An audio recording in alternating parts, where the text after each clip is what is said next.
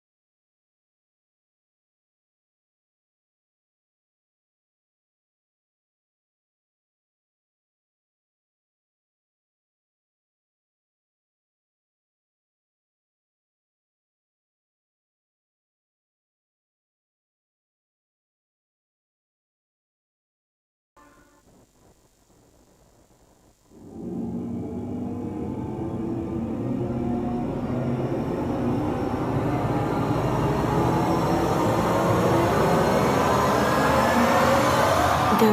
Hian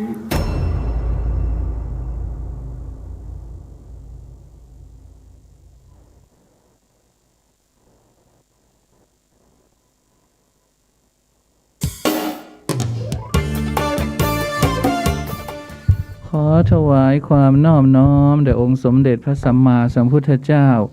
พร้อมด้วยพระธรรมและพระสงฆ์ขอถวายความเคารพพระมหาเถรานุเถระเจ้าคณะพระสังฆาธิการทุกรูปทุกองค์และก็ขอเจริญพรศรัทธาสาธุชนญาติโยมต้อนรับเข้าสู่รายการเดอะเฮียนออกอากาศเป็นประจำทุกค่ำคืนวันจันทร์ถึงวันศุกร์เวลา 5 ทุ่มถึงตี 1ออกอากาศเป็นประจำณวัดฝายหินตำบลสุเทพอำเภอเมืองจังหวัดเชียงใหม่กับสถานีวิทยุพระพุทธศาสนา FM 104.50 เมกะเฮิรตซ์ของเราที่นี่ที่เดียวจ้ะแต่เขาจะลิงก์ไปที่ไหนเราก็ไม่รู้นะแต่เราจัดที่เนี้ยที่เดียว ไม่ไปจัดที่อื่นใครมาเชิญก็ไม่ไปนะแต่ก็ไม่มีใครเชิญเราก็พูดไปงั้นแต่ถ้าใครมาเชิญเราก็ไม่ไปเราก็จะอยู่ของเราอย่างนี้แหละ พูดให้ดูดีใช่ไหม แล้วก็จะจัดของเราอย่างนี้แหละ เพราะว่าถ้าไปจัดอย่างนี้ที่อื่นนี่คิดว่าคงจะจัดไม่ได้ เข้าก็ไม่เคยตรงเวลาเลย เขาไล่ออกแล้ว ใช่ไหม ออกก่อนเข้าทีหลังอะไรอย่างเงี้ย พูดอะไรก็ไม่มีประเด็นสาระอะไรทั้งนั้น ฉันอยากจะพูดอะไรฉันก็พูด ไม่เป็นระเบียบแบบแผน เป็นตัวอย่างที่ไม่ดี ใช่ ในการจัดรายการ แต่ทีนี้เราก็อยู่ในเราอยู่กันมานาน ถ้า 104.50 เนี่ยเราอยู่กันมานานแล้วก็คิดว่าผู้ฟังก็คงเข้าใจในเจตนารมณ์อันดีของเราในนิสัยใจคออันดีของเรา ถึงแม้หน้าตาเราจะไม่ดีแต่โอ้จิตใจเราดีอย่างละอ้อเนี่ยตัวดำนะใจก็ดำด้วยนะดำทั้งกายใจ แม่ อะไรอย่างเงี้ยนะแล้วก็จะจัดไปให้ทำสถิติไปเรื่อยๆเนาะตอนนี้มัน10 กว่าปีแล้วนะเท่ากับอิมบุรุนกายน้องใช่ไหมเราก็จัดไปเรื่อยๆให้มันทำสถิติไปนะ บังไม่เห็นต้นนก เอาล่ะวันนี้ก็วันที่พบกันวันที่ วันที่6 สิงหาคมนะวันนี้ก็เป็นวันที่เรียกว่าวันสำคัญอย่างหนึ่งของชาวโลกนะเพราะว่าวันนี้เนี่ยเขาเรียกว่าเป็นวันสมาธิโลกนะ6 สิงหาเนี่ยเป็นวันสมาธิโลก เราจะมีสมาธิไหม เธอต้องมีนะเพราะวันนี้เขาเป็นวันสมาธิโลก เหรอ เธอต้องมีเธอไม่มีสมาธิวันอื่นได้ วันนี้ต้องมี แต่เธอต้องมี มันใกล้จะหมดแล้วค่ะ เดี๋ยวเที่ยงคืนก็หมดวันสมาธิแล้ว จริงๆสมาธิเนี่ยมัน สวัสดีจ้า ทำได้ตลอด ทั้งอิริยาบถหลักนะตั้งแต่ยืน เดิน สมาธิเดินสมาธิก็คือเดินจงกรม ยืนเดินนั่งสมาธิแล้วก็นอนสมาธิ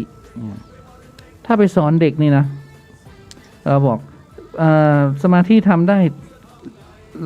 ทุกอริยบทนะทั้งยืนเดินนั่งนอนพระอาจารย์ขอนอนเลยได้ไหม ขอข้ามยืนเดิน นั่งไปเลย บอกไม่ได้ ต้องยืนก่อนยืนหนอก่อนนะยืนเดินเดินซ้ายอย่างหนอขวาอย่างหนอยกหนอย่างหนอเหยียบหนอมีตั้ง6 จังหวะเนี่ยยกส้นหนอยกหนอ คิดหนย่าอก้าง ว หนออะไรกันตั้งหลายจังหวะยืนเดินนั่งก็มีตั้งหลายท่านะถ้าสมาธิชั้นเดียวก็ได้คือเอาส้นเท้าแตะหน้าแข้งเรียกว่าสมาธิชั้นเดียวถ้าต่อไปก็ขัดสมาธิแล้วก็ขัดสมาธิเพชรก็ยกขาขวาทับขาซ้ายแล้วก็ยกขาซ้ายมาทับขาขวาอีกแล้วก็ถ้าฟรีสไตล์ก็นั่งพับเพียบก็ได้นั่งบางคนแบบนั่งเอามือวางบนเข่าก็ได้บางคนก็เอามือวางบนหน้าตักหรือบางคนก็เอามือกุมหน้าอกเหมือนสมเด็จโตก็ได้นี่เรียกมันมีหลายท่าทางอยู่นะแล้วสมาธินี่ในขั้นของสมาธิเนี่ยมีถึง40 ขั้นนะ40 ขั้นก็คือตั้งแต่พุทธานุสติธรรมานุสติสังขานุสติ นะเทวดานุสติพวกอนุสติเนี่ยมีตั้ง10แล้วเนี่ยนี่ก็พูดถึงเรื่องของสมาธิแต่ทีนี้ฉันเปิดออกมาแล้วมันไปไหนก็ไม่รู้ สมาธิของฉันเนี่ยนะมันไปไหนหนอแล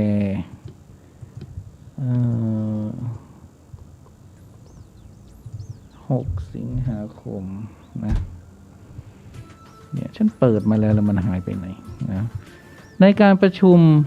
ขององค์การยุวพุทธิกะสมาพุทธศาสนิกสัมพันธ์แห่งโลกในปี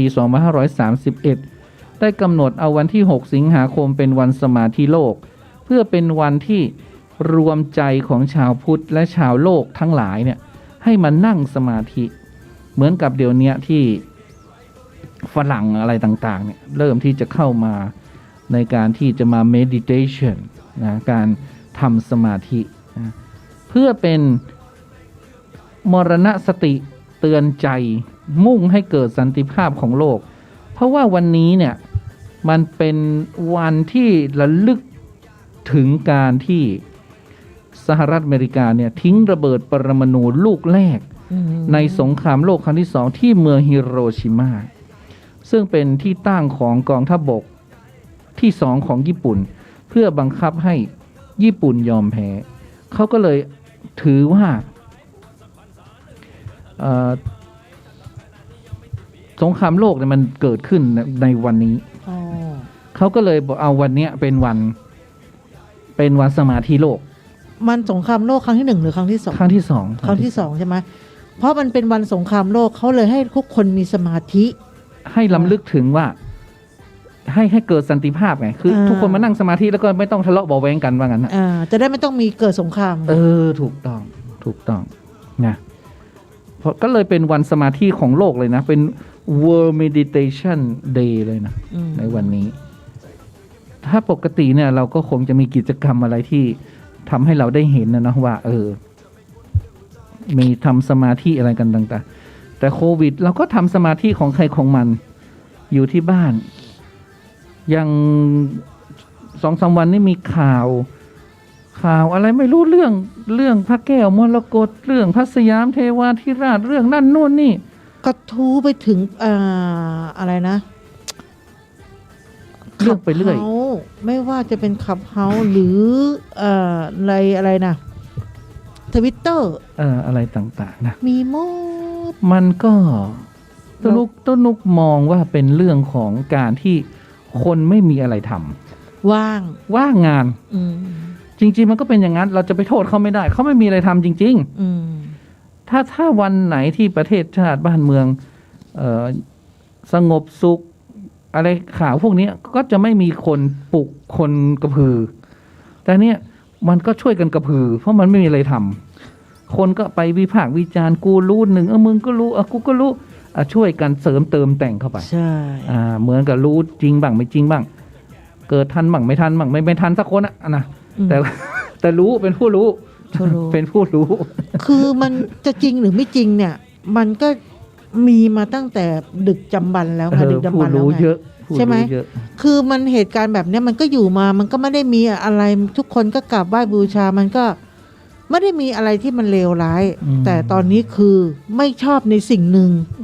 ใช่ไหมก็เลยเอาทุกเรื่องโยงเข้าไปหาสิ่งนั้นอะไรที่เป็นของสิ่งนั้นโยงไปให้ได้นะคะก็คือว่าง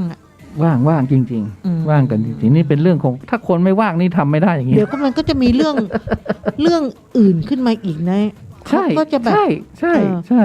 ก็คือไม่รู้จะทำอะไรก็นั่งขุดคุยนั่งค้นฟ้านั่งนู่นนี่นั่นประดิษฐ์ประดอยถ้อยคำอะไรไปนะใช่อันนี้เข้าใจตัวนุกเข้าใจนะตัวนุกเข้าใจตัวนุกก็ไม่ได้ว่าไม่ได้ตื่นตระหนกอะไรนะก็เหมือนวันนี้มีเด็กเราก็ไม่เอ่ยเนาะเขาก็พูดกันเรื่องเนี้ยแล้วเขาก็คิดว่าเราไม่รู้รู้มาตั้งนานแล้วแต่มันก็ไม่ใช่เรื่องไงไม่ใช่เรื่องที่จะต้องเราสนใจว่ามีข้าวกินไหมไม่ได้สนใจว่ามันจะต้องเป็นอย่างนั้นอย่างนี้คือเรารู้ใช่ เรารู้ประวัติมาแต่เราไม่ได้พูดไงใช่ไม่ต้องขุดคุยไม่ต้องอะไรที่มันทำให้ดีขึ้นก็ปล่อยไงแล้วเขาก็รู้ด้วยเหรอ พอเขาพูดคำนี้มาแบบนี้มา เราก็ตอบกลับไปอ้าวรู้ได้เหรอเราเกิดก่อนเขานะ ใช่ไหมเด็กรุ่นนี้เกิดทีหลังเรานะแล้วเขาก็มาถามเราอย่างเซอร์ไพรส์ว่าเอ้าทำไมรู้อ่ะรู้เรื่องกันเหรอจะให้ลึกขนาดไหน แต่แค่จะพูดหรือไม่พูดมันไม่ใช่หน้าที่เราไงคือรู้ไว้ทำอะไรไม่ได้อยู่แล้วเอามาคิดให้ปวดหัวให้เครียดใช่ป่ะรู้ไปก็แค่นั้นดีช่วยกันขบคิดนะขบคิดวิเคราะห์วิจารณ์มันล็อกสมองไงแต่อะไรที่มันเกิดประโยชน์พูดแล้วเกิดประโยชน์หรือทำแล้วเกิดประโยชน์กับสังคมเกิดประโยชน์กับวันข้างหน้าอันนี้เราน่าพูดน่าขบคิดอะไรที่มันไร้สาระเอาเข้าสมองมากๆปวดหัวนะเครียดอุ้ยเดี๋ยวเรื่องนั้นมาเดี๋ยวเรื่องนี้มาเครียดเรื่องนั้นเรื่องนี้ไม่ใช่ปัญหาเราเลยนะปัญหาคนอื่นก็ถือเป็นเรื่องหนึ่งที่ตัวนุกได้พูดไว้ก็คือว่าทุกอย่างจะต้องเลวร้ายไงมันก็เป็นเรื่องหนึ่งที่มันจะต้องเลวร้ายเลวร้ายขนาดที่ว่าพระแก้วมรกตไงนะว่าพระสยามเทวาธิราชไงนะอย่างมาเดี๋ยวมันก็จะเลวร้ายไปกว่านี้อีกเหมือนที่หมอบีบอก22สิงหาไงวันนรกแตกไงนี่มันยังแค่นี้นะเรายังคาดเดาอะไรที่เลวร้ายกว่านี้ที่เราคาดไม่ถึงอีกเยอะแยะไปหมดนะเพราะนั้นเตรียมตัวเตรียมใจเหมือนที่วันนี้พระเองนะพระก็ต้องออกมาลุยแบกโลงจัดการเผาศพโควิดเพราะอะไรเพราะว่าสัปเหร่อถูกกักตัวไงที่วัดทางกลางอำเภอบางปะหันจังหวัดพระนครศรีอยุธยาพระครูสังฆรักษ์สายันอายุ52ปีเจ้าอาวาสวัดทางกลางเนี่ยพร้อมด้วยพระลูกวัดก็สวมใส่ชุด PPE เตรียมเผาศพผู้เสียชีวิตติดเชื้อโควิดที่โรงพยาบาลบางปะหันเคลื่อนย้ายมาจากนั้นพระสงฆ์พร้อมด้วยเจ้าหน้าที่ทางโรงพยาบาลก็ช่วยกันแบกโลงศพขึ้นเมนดูสิเป็นเกียรติมากเลยนะพระมายกให้นี่คุณพระช่วยของแท้ใช่ก็เหมือนท่านพระมหาพร้อมพระมหาพร้อมคุณพระช่วยเป็นรองเจ้าอาวาสวัดสุทธิวันนี้เพิ่นได้จากในวังเนาะมาถวายเพลก็คือทั้งเจ้าอาวาสและรองเจ้าอาวาสคือทำคุณงามความดีไงใช่เบื้องบนก็เห็นพระครูสังฆรักษ์สายันก็บอกว่าที่วัดใช้ศาลาการประเรียนเป็นศูนย์พักคอยดูแลรักษาชาวบ้านในตำบลทางกลางตำบลเสาธงและวัดยังรับเผาศพผู้ติดเชื้อโควิดมาแล้ว5รายก่อนสัปเหร่อเป็นผู้สัมผัสเสี่ยงสูงต้องกักตัวพระเลยต้องมาทำหน้าที่ในการเผาเองด้วยทำทุกอย่างจัดเตรียมสถานที่แบกศพขึ้นเมนสวดบังสกุลเผาศพเก็บกระดูกถึงเวลาที่ญาติโยมเดือดร้อนอะไรที่พระทำได้ต้องทำช่วยเหลือโยมนะที่วัดก็จะรับเผาเพียงวันละศพเท่านั้นเพราะว่าต้องถนอมเตาเผาเอาไว้ด้วยสำหรับวันนี้ที่เผาเนี่ยเป็นหญิงไทยอายุ71ปีมีโรคประจำตัวเป็นเบาหวานแล้วเป็นโรคปอดแล้วก็บ้านติดเชื้อโควิดหมดเลย4คนอยู่ที่บ้านหมดเผาอย่างเดียวดายไม่เดียวดายคุณพระยังอยู่เคียงข้างคุณนะทางอยุธยาก็ยังติดเชื้ออยู่ที่349รายสะสมแล้ว 19,011 รายแล้วก็ป่วยรักษาหายแล้ว 5,227 รายยังรักษาตัวอยู่ 5,597 รายแล้วก็มีผู้เสียชีวิต2รายเมื่อคืนนี้ไพลินบอกว่าอาจารย์ภูว่าอนาคตจะสิ้นพระพุทธศาสนาขออย่าให้เป็นแบบนั้นสิ้นที่ไหนที่ประเทศไทยเราเนี่ยเหรอไม่รู้อ่ะหรือว่าสิ้นไปทั้งโลกขออย่าสิ้นเลยคนเรามันต้องมีพุทธศาสนาประจำประเทศนั้นๆเนาะมันไม่น่าจะสิ้นหรอกเพราะศาสนาพุทธเนี่ยหรือทุกคนเนี่ยเขายังนับถือพระศาสนาอยู่ไงคนไหนไม่นับก็ปล่อยเขาไปอ่ะใช่ไหมแต่คนที่เขายังนับถือแต่ถ้าเด็กรุ่นใหม่นี่ก็ไม่แน่นะรุ่นเก่าก็ตายไปรุ่นใหม่เพื่อถูกปลูกฝังไม่ให้ยึดถือพุทธศาสนาไม่ให้ยึดติดกับอะไรพวกเนี้ยหัวรุนแรงขึ้น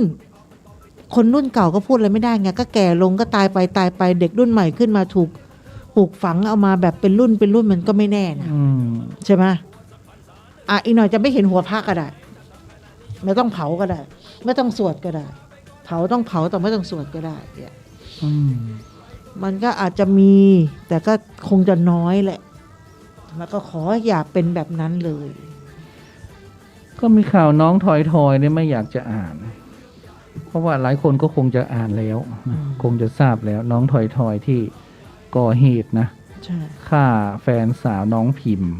ตายเสียดายหน้าเสียดายตาเสียดายอนาคตเสียดายคือมันเสียดายหลายอย่างเสียดายทั้งสองฝ่ายอ่ะใช่ไหมนี่หน้าตาดีน่าจะมาบวชนะตอนนี้ไม่ได้หันละต้องไปตีคอกที่หางดงตู้ระหว่างที่ตู้หาข่าวก็ไปจับนะคะตอนนี้เขาห้ามรวมกลุ่มรวมตัวกันคือพอ3 ทุ่มครึ่งปุ๊บเนี่ยทางร้านอาหารไม่ว่าจะเป็นร้านนั่งกินร้านกินเหล้าทั่วเชียงใหม่เหรอเป็นคำสั่งของจังหวัดเชียงใหม่เหรอใช่ก็คือทั่วไปหมดเนี่ยเขาโดนจับเนี่ยไง3 ทุ่มครึ่งคุณยังนั่งกินเหล้ากันอยู่เงี้ยโดนจับค่ะอันนี้ที่บ้านป่าบงนะคะแถวหางดงก็โดนจับไปเพราะว่านั่งเจ้าของร้านให้นั่งไงนั่งกินเหล้ามีแค่3 คนนั้นในร้านนะยังโดนนะก็ถูกดำเนินคดีกันไปนะคะก็เขาต้องป้องกันเพราะเขาบอกว่าร้านอาหารที่มีเครื่องดื่มแอลกอฮอล์เนี่ยห้ามนั่งเกิน3 ทุ่มครึ่งทานได้แต่ห้ามนั่งเกิน3 ทุ่มครึ่งแต่ถ้าร้านอาหารกินก็ก๋วยเตี๋ยวอะไรเงี้ยได้อยู่สัก3 ทุ่ม4 ทุ่มเนี่ยได้แต่5 ทุ่มเขาก็ยังนั่งกินกันอยู่นะแต่ไม่มีสุราไงแต่เนี่ยเรื่องของมึนเมาทุกชนิด3 ทุ่มครึ่งต้องเลิกอันนี้ก็โดนจับไปก็เตือนกันไว้นะคะห้ามรวมกลุ่มกันเลยไม่ว่าจะสังสรรค์อะไรก็แล้วแต่เดี๋ยวนี้เขาไม่ให้เหมือนรอบแรกๆจับคุมกันอยากกินบ้านใครบ้านมันเลยค่ะเนาะอาจารย์ภูบอกอีกหลายปีจำไม่ได้ว่ากี่ปีไทยจะแยกเป็น3 ดินแดนศาสนาอิสลามจะมาแทนศาสนาพุทธคนไทยไม่ได้เป็นคนพุทธที่แท้จริงเป็นพุทธตามทะเบียนบ้านนะขอให้ไม่เป็นอย่างนั้นหรอก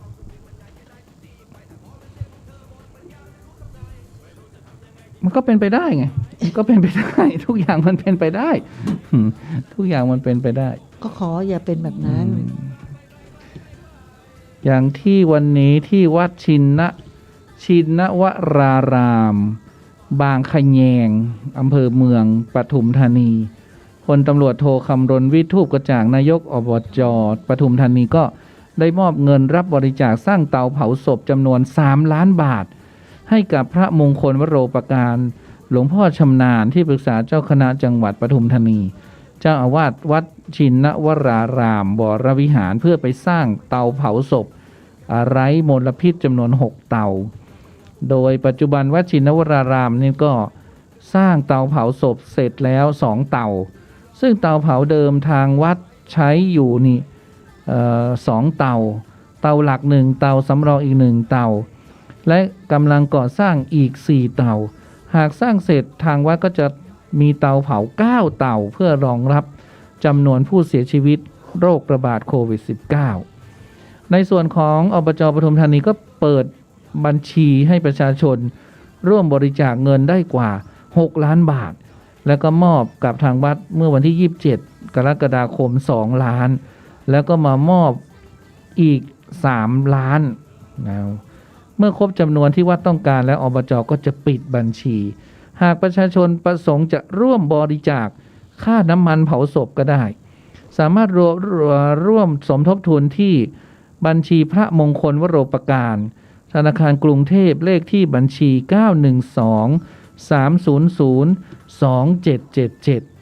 912-300-2777 อันนี้ก็คือมีเตาแล้วมันต้องใช้น้ำมันด้วยนะศพหนึ่งเขาใช้อยู่เป็นหลายลิตรอยู่ละแต่มันไวเพราะว่า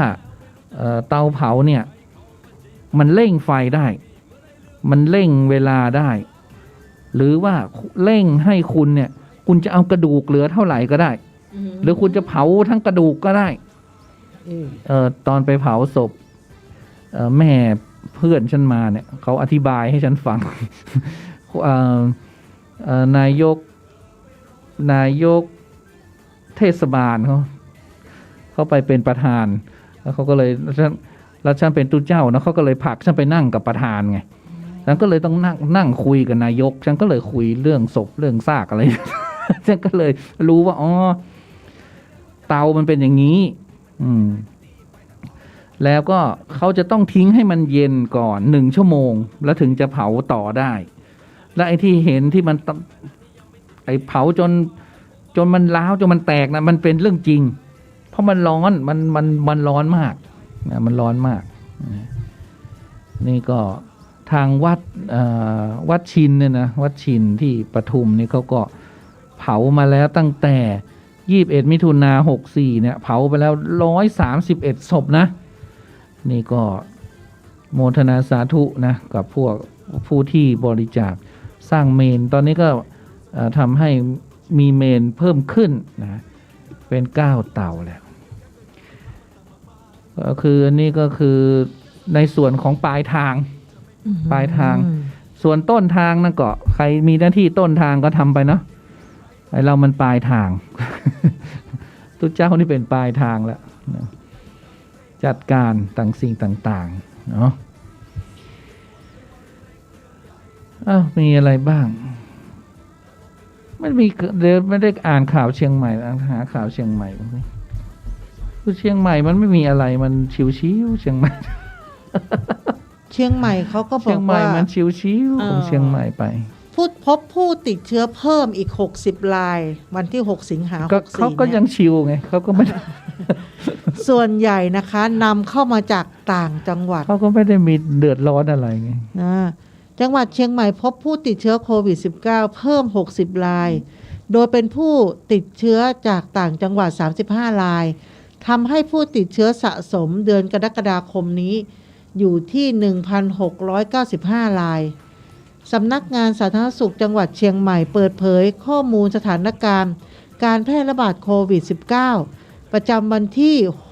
6 สิงหาคม 64 นี้นะคะในจังหวัดเชียงใหม่พบผู้ติดเชื้อรายใหม่จำนวน60 รายโดยเป็นผู้ติดเชื้อในจังหวัด25 รายและเป็นผู้ติดเชื้อมาจากต่างจังหวัดอีก35 รายทำให้มีผู้ติดเชื้อเนี่ยสะสมนะคะและยังคงต้องรักษาอยู่ที่โรงพยาบาลทุกประเภทจำนวน838 รายแยกเป็นโรงพยาบาลสนาม432 รายโรงพยาบาลรัฐอีก232 รายโรงพยาบาลเอกชนอีก166 รายและโรงพยาบาลต่างจังหวัดอีก8 รายนะคะผู้ที่ติดเชื้อยังคงต้องรักษาตัวอยู่นั้นแยกเป็นกลุ่มผู้ป่วยที่ไม่มีอาการหรืออาการเล็กน้อยก็คือสีเขียวนะคะ633 รายอาการปานกลางคือสีเหลืองก็178 รายและก็ค่อนข้างหนักคือสีส้มเนี่ย25 รายและก็ผู้ป่วยหนักคือสีแดงเนี่ยมี2 รายส่วนยอดผู้เสียชีวิตสะสมเนี่ยก็ยังอยู่ที่31 รายขณะที่ยอดผู้ติดเชื้อสะสมอยู่ในของจังหวัดเชียงใหม่ตั้งแต่1 เมษายนเนี่ยแล้วลอกเดือนเมษายนจนถึงปัจจุบันเนี่ยก็มีผู้ติดเชื้อสะสมทั้งหมด 5,864 รายและรักษาหายแล้ว 4,968 รายก็คือเนี่ยอย่างที่เขาถกกันวันนี้ฟังคุณสนธิเขาก็พูดถึงคือตอนนี้เขาเป็นตัวตั้งตัวตีนะคุณสนธิเนี่ยเขาคว้านซื้อสมุนไพรฟอทอรอฟ้าทลายโจรนั่นแหละเขาคว้านซื้อหมดเลยแล้วก็มาแจกจ่ายเขาก็เลยต่อต้านกับคุณสรยุทธนะคะว่าคุณสรยุทธเนี่ยเขาก็เป็นแกนนำของวัคซีนยี่ห้อหนึ่งนะคะคุณสนธิก็เลยบอกว่าฟ้าทลายโจรเนี่ยไม่ว่าจะเป็นที่ไหนเนี่ย แม้แต่เอาไปให้กับแพทย์สนามหรือโรงพยาบาลเขาขอหมดทุกอย่าง และรักษาหายจริงมีผู้ที่หายจริงนะคะ เยอะมากเขาก็เลยบอกว่าถ้าคุณอย่างนางงามอะนางงามที่เขาติดมาจากเวทีของคุณนั่นนะนวัดนะเขาก็บอกว่าเขาเนี่ยน้องคนนี้เขาบอกว่าเขาได้เกือบตายเขาได้ยาฟ้าทลายโจรเขาบอกเขากินแค่วันละ3 เม็ดก็คือ1 มื้อ1 เม็ดใช่ไหมเขากินอยู่5 วันเขาบอกเขาหายเลยนะไม่ต้องไปโรงพยาบาลเลยนะมันหายไปเลยขนาดคุณสุทธิบอกว่านี่ขนาดแค่เม็ดเดียวซึ่งปกติแล้วเนี่ยคุณจะต้องกินทั้งหมดมื้อละ5 เม็ดใช่มื้อละ5 เม็ด5 วันเนี่ย80 เม็ดแล้วมันจะไม่ลงปอดแล้วบางคนนี่ถ้าเป็นอันแรกๆหายไปเลยคือมันยิ่งกินไวยิ่งดีใช่ยิ่งกินไวยิ่งดีเขาบอกว่ากินได้เลยหลังอาหารเนี่ยแล้วคนที่หายจากอันเนี้ยเยอะเขาก็เลยแนะนำรัฐบาลเนาะก็ไปกว้านซื้อมาสิก็เหมือนกับวัคซีนเนี่ยที่รัฐทางสหรัฐเขาบอกว่าให้ประเทศไทยฟรีฟรีเนี่ยคนเราไม่มีของฟรีไม่มีในโลกเขาตอนหลังมาทางเมืองนอกเขาออกข่าวไงประเทศไทยซื้อจรวดไงหลังจากที่เอาวัคซีนมาให้ไทยซื้อจรวดเรียบร้อยเขาบอกว่าของฟรีไม่มีในโลกเขาก็เลยต่อต้านวัคซีนสมุนไพรไทยไงแล้วจริงๆแล้วเนี่ยสมุนไพรไทยตอนนี้เนี่ยเป็นที่ต้องการอย่างมากแต่คราวนี้หมอที่มันเห็นแก่เงินน่ะก็จะปัดของไทยออกนะคะก็ปิดหูปิดตาเนาะสมุนไพรไทยเนี่ยมันดีจริงๆเขารักษาหายแม้แต่ในเรือนจำในเรือนจำที่กรุงเทพเขาบอกว่าติดมา5-6 พันหายนะเขายังไม่ได้ออกจากเรือนจำเลยแค่กินฟ้าทลายโจรนอกจากคนไหนที่เป็นอาการหนักก็จะมียาตัวอื่นเพิ่มหรือว่าคนไหนที่กินช้าหน่อยใช่ป่ะก็เข้าปอดแต่ก็เข้าสู่ระบบการรักษาแต่ไม่มีใครตายนะคือดีมากตอนนี้เขาบอกทุกคนเลยนะบอกว่าให้ประชาชนมีทั้งหมดกี่ล้านคนน่ะส่งไปตามทะเบียนบ้านเลยเอาฟ้าทลายโจรเนี่ยส่งให้ฟรีไปเลยบ้านหนึ่งเนี่ยตามทะเบียนราษฎร์เนี่ยบ้านหนึ่งมีกี่คนสมมุติมี3 คนก็ส่งไป3 กระปุกใช่ไหมกินไปเลยเนี่ยมีไว้เลยพอเป็นปุ๊บกินรักษาตัวเองไปก่อนที่จะไปที่โรงพยาบาลสนามดูแลตัวเองไปก่อนพอรู้ว่าเป็นไข้นิดๆหน่อยๆหรือเป็นอะไรไม่รู้โรคอะไรก็ไม่รู้แหละกินเข้าไปพอกินเข้าไปปุ๊บมันก็ไม่ต้องไปแบบรอโรงพยาบาลตายคาบ้านตอนนี้คือข่าวคาบ้านนั้นน้อยเพราะว่าแพทย์แผนไทยเนี่ยกระจายเอาฟ้าทลายโจรไปเที่ยวแจกตามชุมชนตามหมู่บ้านต่างๆเยอะมากตอนนี้นะเขาช่วยกันเราก็ไม่ได้ต่อต้านวัคซีนนะเดี๋ยวเขาจะมาทัวร์ลงว่าต่อต้านวัคซีนไม่นะคะวัคซีนก็ต้องฉีดนะคะระหว่างที่เรารอวัคซีนดีๆเนี่ยเราก็กินฟ้าทลายโจรไปก่อนนะคะน้ำขิงต้มสดหรือน้ำมะนาวอะไรสดร้อนๆไปก่อนฝ่าเราจะรอวัคซีนจะมาก็คุณแมวเขาจะเอาฟ้าทลายโจรมาให้ฉันแต่บอกว่าเอาไปให้ละอเขาปลูกอยู่เอาต้นน่ะเหรอเอามานี่จะได้ปลูกแล้วก็มันน่ะก็บอกว่าจะเอาอะไรนะเงินไหลมาด่างให้ใครให้ฉันก็บอกว่าให้ละอเขาจะให้ละอเหรอเขาบอกว่าให้ไปเอาเองไงเขาไม่ออกบ้านเขากลัวเขาไม่ออกบ้านเขากลัวแต่เราเข้าบ้านเขาได้ใช่ไหมเขาก็จะปิดประตูเขาก็จะเอาวางไว้ตรงแดดให้เธอไงให้เธอไปเอาเองไม่ถ้าฟ้าทลายโจรมีก็มาเราจะได้มาปลูกเอาไว้ให้มันเยอะๆไงไม่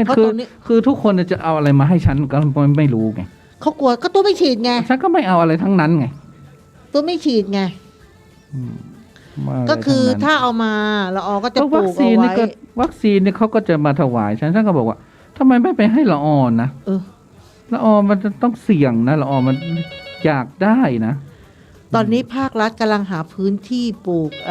ฟ้าทลายโจรเยอะมากตอนนี้บ้านใครมีก็คือปลูกเอาไว้แหละ วันข้างหน้าเราไม่รู้ว่าโรคอะไรมันจะมาอีกไง ใช่ สมุนไพรไทยพื้นที่มีตรงไหนเราก็ควักดินปลูกหมดอะ เอาฟ้าทลายโจรมาให้ฉันจะปลูกเลย ปลูกต้นนุกกระปลูกกล้วยตานีไง เจริญพร เอ้า ราชการและสวัสดีคุณละ เอาหมดค่ะสวัสดีค่ะ จ้า เพราะว่าฟ้าทลายโจรก็ดี ดีกะ กระจายข่าวก็ดี กระชายข่าวดี อย่างนั้นสมุนไพรต้องงันเข้าเด็กนะมาถึงมันเหมือนกันหมดนะ อ่า ต้องกินแบบมีความรู้ด้วยเนาะ ใช่ไปกินไปเรื่อยไม่ได้นะ อืม อ่าแล้วก็ไอ้ยาเกี่ยวใหญ่ก็ดีเหมือนกัน ยาเขียวใหญ่ตาใบห่อ ตาใบโพ อ๋อเหรอ ต้องครับ ถ้ายาเขียวนี่มันจะหวานหรือเปล่า ไม่มาของ ขม อ๋อเหรอยาเขียวนี่ขมเหรอแล้วยาอะไรที่มันหวานอ่ะ ยาน้ำแดงเฮโรบอย ฮะ หวานๆนะ เออย าน้ำเต้าไม่ใช่เหรอ โอ้ยมีไง ยาน้ำเต้าทองก็ขม เหรอ ไม่มีหวานยาสมุนไพรมีแต่ขม เป็นยา ขมเป็นยา ถ้าหวานเดี๋ยวอันต้นนกกินเดี๋ยวจะเป็นลมได้ หวานเป็นลมขมเป็นยาโบราณเปิ้นว่าเนาะ ไม่มีแล้ว ยังนุ่มอยู่ไงยังไม่ค่อยได้กินยามานักเตือน ฮะ ยังไม่ค่อยได้กินยานักเตือนเป็นละอ่อนอยู่ โอ้ อายุน้อยอยู่ อ๋อ เอ้ย อืมยังมาหูจักยานักเตือนคนเท่านี่จะหูจักยานัก ขนาดมันหูจัง อันเดียวอันอันข้าวยิ่งกว่าเท่าก็ได้ นะ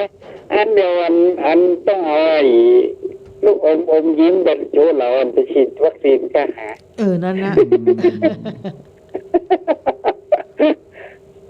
ในวัดเนี่ยมีเหลืออยู่คนเดียวนั่นแหละไม่ยอมปลูกไม่ยอมฉีด เขาจะเปิ้นจะไปฉีดเข็มที่สองแล้วก็นักเรียนเด็กที่จักอย่างเตี้ยนะ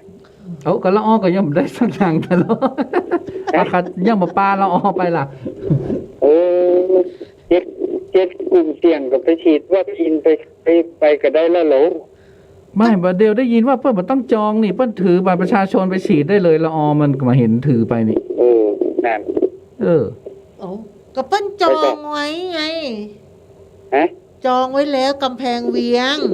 อ๋อเหรอ โอ้ แล้วได้คิวยัง คิวหมอมีไม่เห็นส่งมาเลย SMS อ่ะ เขาถือบัตรประชาชนแล้วก็เดินเข้าไปฉีดได้เลย ตู้ แต่เลยไปเลยมันพูกไปเลย จริง ตู้ไม่ไปอะ มันพูดไปเลย ตู้ไม่ไป แต่ ไม่เรารอว่า ล่อไอ้อย่างเปิ้ลถือบัตรประชาชนเนี่ยแล้วก็เข้าไปที่หมอนะหมอฉีดให้เลย โอ้หมดละออหมดละออเพราะ ไอ้ไพบูลย์มาฮับละออไป มาฮับละออไปฉีด อืม เปิ้นจองกับกำแพงเวียงอยู่เปิ้นรอคิว ล้อคิวไอ้อย่างมันจะมีคิวอย่างแล้ว มีมี เพื่อ มีเลขที่จองกดไปก็ได้รอ เพื่อได้คิววัคซีนบูดพอดีอะ นะ อืม เราขอนางแดงขอฟ้าทลายโจรมา อืม ฮะ ขอนางแดงบอกว่าไงวะขอฟ้าทลายโจรกับขิงผงหน่อยบ่ฮื้อรอเป็นก่อน ว่าอะไรโจรนั่นกันกลิ่นนั้น อันบรเพศบดีเหลือวะ วัคซีน นะบรเพศกับฮักษากะ บรเพศก็ได้มันก็มีฤทธิ์ทางยาเหมือนกันนะ อืม จุ่มจะริงเนาะ แม่น อืม มันหายากเพราะว่ามันต้องเลื้อยอยู่ในป่าพุ่น เขามาเลื้อยในหมู่บ้าน ต้องเอามากกเป็นก้อมเป็นก้อม มันเดี๋ยวนี้มัน เอา มี มาดองน้ำผึ้ง มันเดี๋ยวนี้มันมีขายหมด ที่จริงมันเป็นยาอายุวัฒนะนะ ใช่ เพิ่นตำใส่เกลือใส่มะขามป้อมไอ้มะขามเปียกเนาะ ฟ้าไอ้อะไร แล้วก็ นะ ปั้นเป็นก้อนๆแล้วก็กินเข้าไปอึกนี่นะโอ้ลำอุดอูแล้วก็ขยัก เอ้ยตอนเด็กๆอ่ะครูเขาทำอะไรรู้ไหมทำโทษนักเรียนโดยไม่การตีโดยให้อมบรเพชร ใครดื้อใครดื้อคือ ใคร อม ดื้ บ อ ร ใคร เพชร คุยมากๆเนี่ยนะเขาจะตัดมาเป็นก้อมแล้วก็เอาอมซะ มันเลยดำไปเหี่ยมันโดนพิษบรเพชร โอ้เด็กๆครูไม่ตีค่ะ ให้ ละอ อ อ ม มั บ น ร โดน เพชร มันโดนยางบรเพชรมันเลยดำไป โดนกันทุกคนอ่ะ คุยกันเก่งๆนี่นะจับอมบรเพชรหมดอะโอ้โหน้ำลายยืดน้ำลายย้อยขมเพศมันในข่าวอันบรเพศมันอย่างมาดับ เปิ้นดำเขาเรียกว่าน้อง ยางออกอะ ดำนอกนะคะ ข้างในไม่ดำนะคะ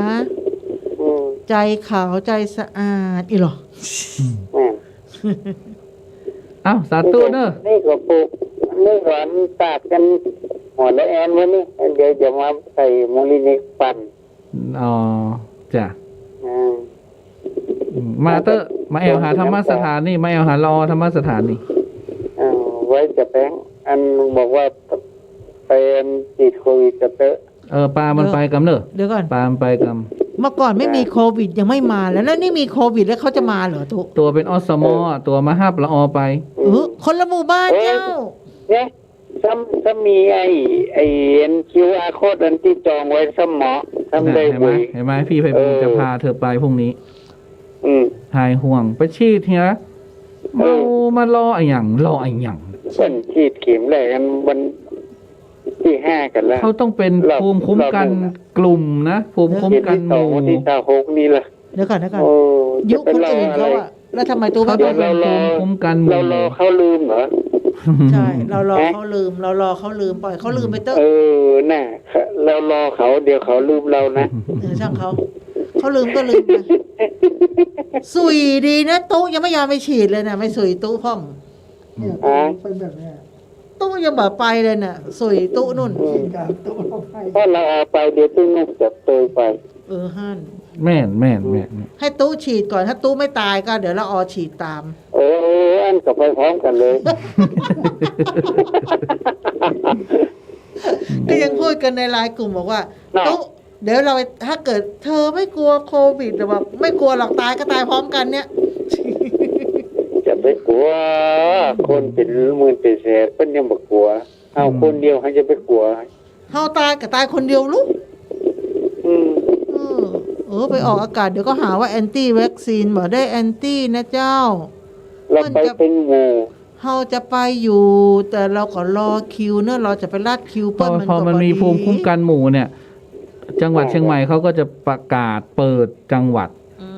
ให้ท่องเที่ยวได้อะไรได้ แต่เรามี7 โรคกลุ่มเสี่ยง บอกได้เป็นพี่แป๊วนุ่น กลุ่มเสี่ยง ฮะ พี่แป๊วปุ่นโรคหัวใจอ่ะ ละออเป็นโรคอ้วน ฮั่น ต้องฉีดก่อน เขาอ้วนแล้วหุ่นต้นงามเสียตาย อย่างโอ่งลาดบุรีนี่ ไม่ว่าอัน อ้าวยินดีเนอะ ครับ สาธุเนอะจ้ะไอ้ไพบูลย์ก็ห่วงใหญ่ คือไอ้ไพบูลย์เพิ่นเป็นอสมเพิ่นมี เพิ่นฉีด2 เข็มแล้ว อู้เรื่องยาเยอะอย่างนี้เพิ่นจะเข้าใจไง บ่ต้องไปกลัวตู้เขาบ่ต้องไปกลัวเขาไปฉีดกันน่ะล้ากันจะตาย กรมกิจการเด็กและเยาวชนเผยปี64นี่นะพบเด็กไทยของเรานี่นะเนี่ยฉันจะต้องช่วยเด็กไทยของเรานี่เด็กไทยของเราติดโควิดไปแล้ว 71,153 รายนะก็กระทรวงการพัฒนาสังคมและความมั่นคงของมนุษย์นะโดยกิจการกรมกิจการเด็กและเยาวชนจัดแถลงข่าวรายงานสถานการณ์ช่วยเหลือเด็กในช่วงโควิดผ่านระบบประชุมออนไลน์ Zoom Cloud Meeting มีนางสุภชาสุทธิผลอธิบดีกรมกิจการเด็กและเยาวชนเป็นประธานแถลงข่าวดังกล่าวณกรมกิจการเด็กและเยาวชนเผยสถานการณ์เด็กและเยาวชนติดเชื้อโควิด -19 รายวันนะวันที่6สิงหาพบเด็กติดเชื้อ 2,469 คน แบ่งเป็นกรุงเทพ533 คนภูมิภาค 1,936 คนรวมยอดสะสมตั้งแต่1มกราคม64ถึง6สิงหาคม64มีเด็กติดเชื้อไปเนี่ย 71,153 คนแยกเป็นเด็กกรุงเทพ 16,535 คนเด็กภูมิภาคเนี่ยเป็น 1,618 คนอย่างไรก็ตามสถานการณ์เด็กติดเชื้อก็จะมีเพิ่มขึ้นเพราะฉะนั้นแล้ว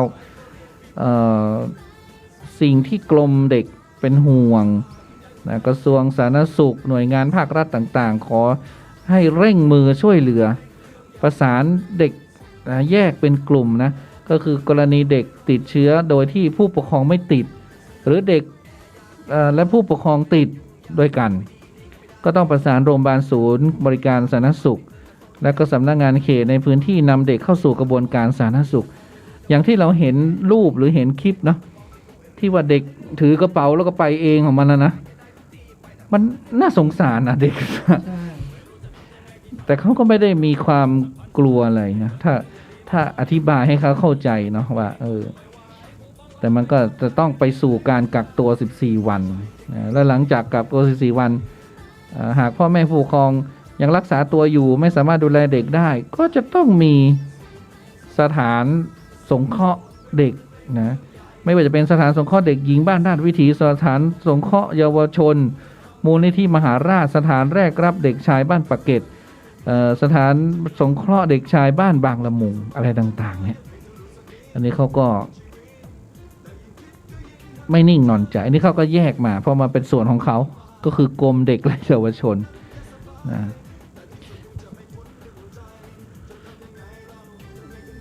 แต่เด็กเนี่ยเขามีภูมิคุ้มกันที่ค่อนข้างจะแข็งแรงอย่างที่เด็กหญิง2 คนที่ว่าพ่อแม่ตายหมดนะแล้วก็เขาก็บอกว่าเขาจะอยู่กันเองนะก็เป็นอย่างนี้ไปแล้วที่ลำพูนก็มีติดเชื้อรายใหม่เพิ่ม13 รายเหมือนกันเชียงใหม่60เหรอลำพูน13 ก็ชิวๆกันเหมือนเดิมไม่ได้มีความตื่นเต้นอะไร ฉันก็งงอยู่ว่ายังไงจะยังไงกันนะชิวๆกันทีนี้เราก็มาดูว่าอาการโควิด-19 สายพันธุ์ต่างๆตอนนี้มันมีอยู่4 สายพันธุ์นะสายพันธุ์อินเดียหรือเขาเรียกว่าเดลต้าสายพันธุ์อังกฤษเราเรียกว่าอัลฟาสายพันธุ์เบต้าเราเรียกแอฟริกาสายพันธุ์ S คือรอบแรกเลยในประเทศไทยนะมันก็จะแบ่งเป็นอาการต่างๆสายพันธุ์อินเดียนี่เดลต้านี่ตอนเนี้ยอาการคล้ายหวัดธรรมดาเลยไม่สูญเสียการรับรสกินข้าวลำเหมือนเดิมแต่มีน้ำมูกนะแต่เจ็บคอนะแล้วก็ปวดศีรษะไอ้ที่เรายังได้กินอยู่เนี่ยอาจจะติดแล้วก็ได้มันติดโดยไม่รู้ตัวไงไม่รู้ตัวเดลต้านี่นะถ้าสายพันธุ์อังกฤษอัลฟาเนี่ยมีไข้ไอเจ็บคอหนาวสั่นอาเจียนปวดเมื่อยปวดศีรษะมีน้ำมูกท้องเสียการรับรสได้กลิ่นผิดปกติอันนี้ชัดเจนนะไม่รู้ว่าเราติดไปยังเนี่ย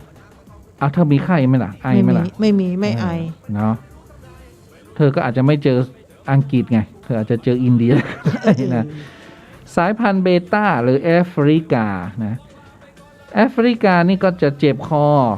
ปวดศีรษะตาแดงนิ้วมือนิ้วเท้าเปลี่ยนสี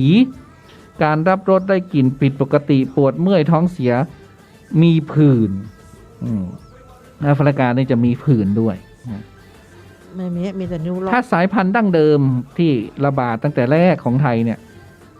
ไอต่อเนื่องแล้วก็ลิ้นไม่รับรสหอบเหนื่อยหายใจลำบากจมูกไม่ได้กลิ่นมีไข้ 37.5 องศาขึ้นไปเพราะนั้นที่เขากลัวกันตอนนี้ก็คืออินเดียนี่แหละเดลต้านี่นะคืออันอื่นเนี่ยมันจะมีไข้เจ็บคอคือมันมีอาการชัดแต่อินเดียเนี่ยมันไม่ชัดเราก็ไม่รู้ว่าไม่ชัดยังไงเพราะเราก็ไม่ได้เป็นหรือเป็นแล้วเราก็ยังไม่ตายก็ไม่รู้ มีอยู่2 อย่างแค่นั้น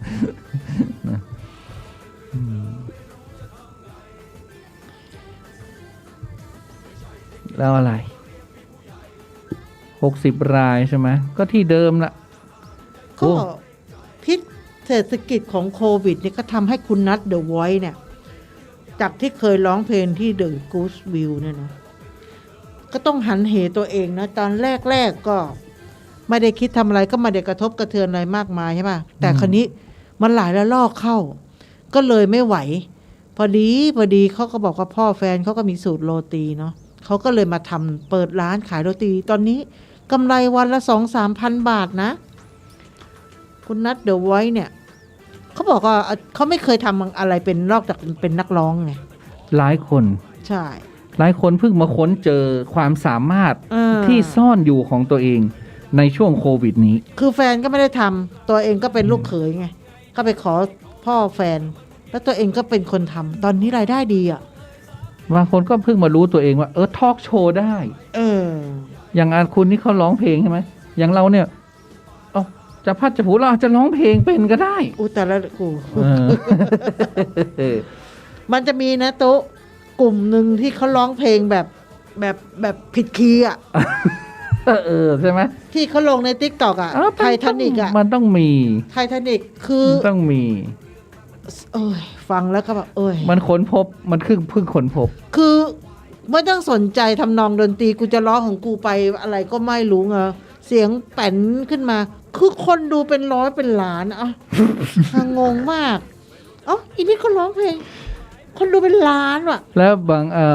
ก็มันจะสลับกันไงอย่างละออค้าขายใช่ไหมละออก็อาจจะผันตัวเองไปเป็นนักร้องอันเนี้ยก็นักร้องเขาก็ผันตัวเองไปเป็นอะไรเป็นอาชีพค้าขายค้าขายทำอาหารเห็นไหมเนี่ยเพราะนั้นช่วงเนี้ยเราสามารถค้นพบความสามารถใหม่ของตัวเองได้ในช่วงโควิดนี้อันนี้ก็เป็นเรื่องในดีในเรื่องร้ายๆก็มีเรื่องดีๆอยู่ถ้าเรารู้จักที่จะค้น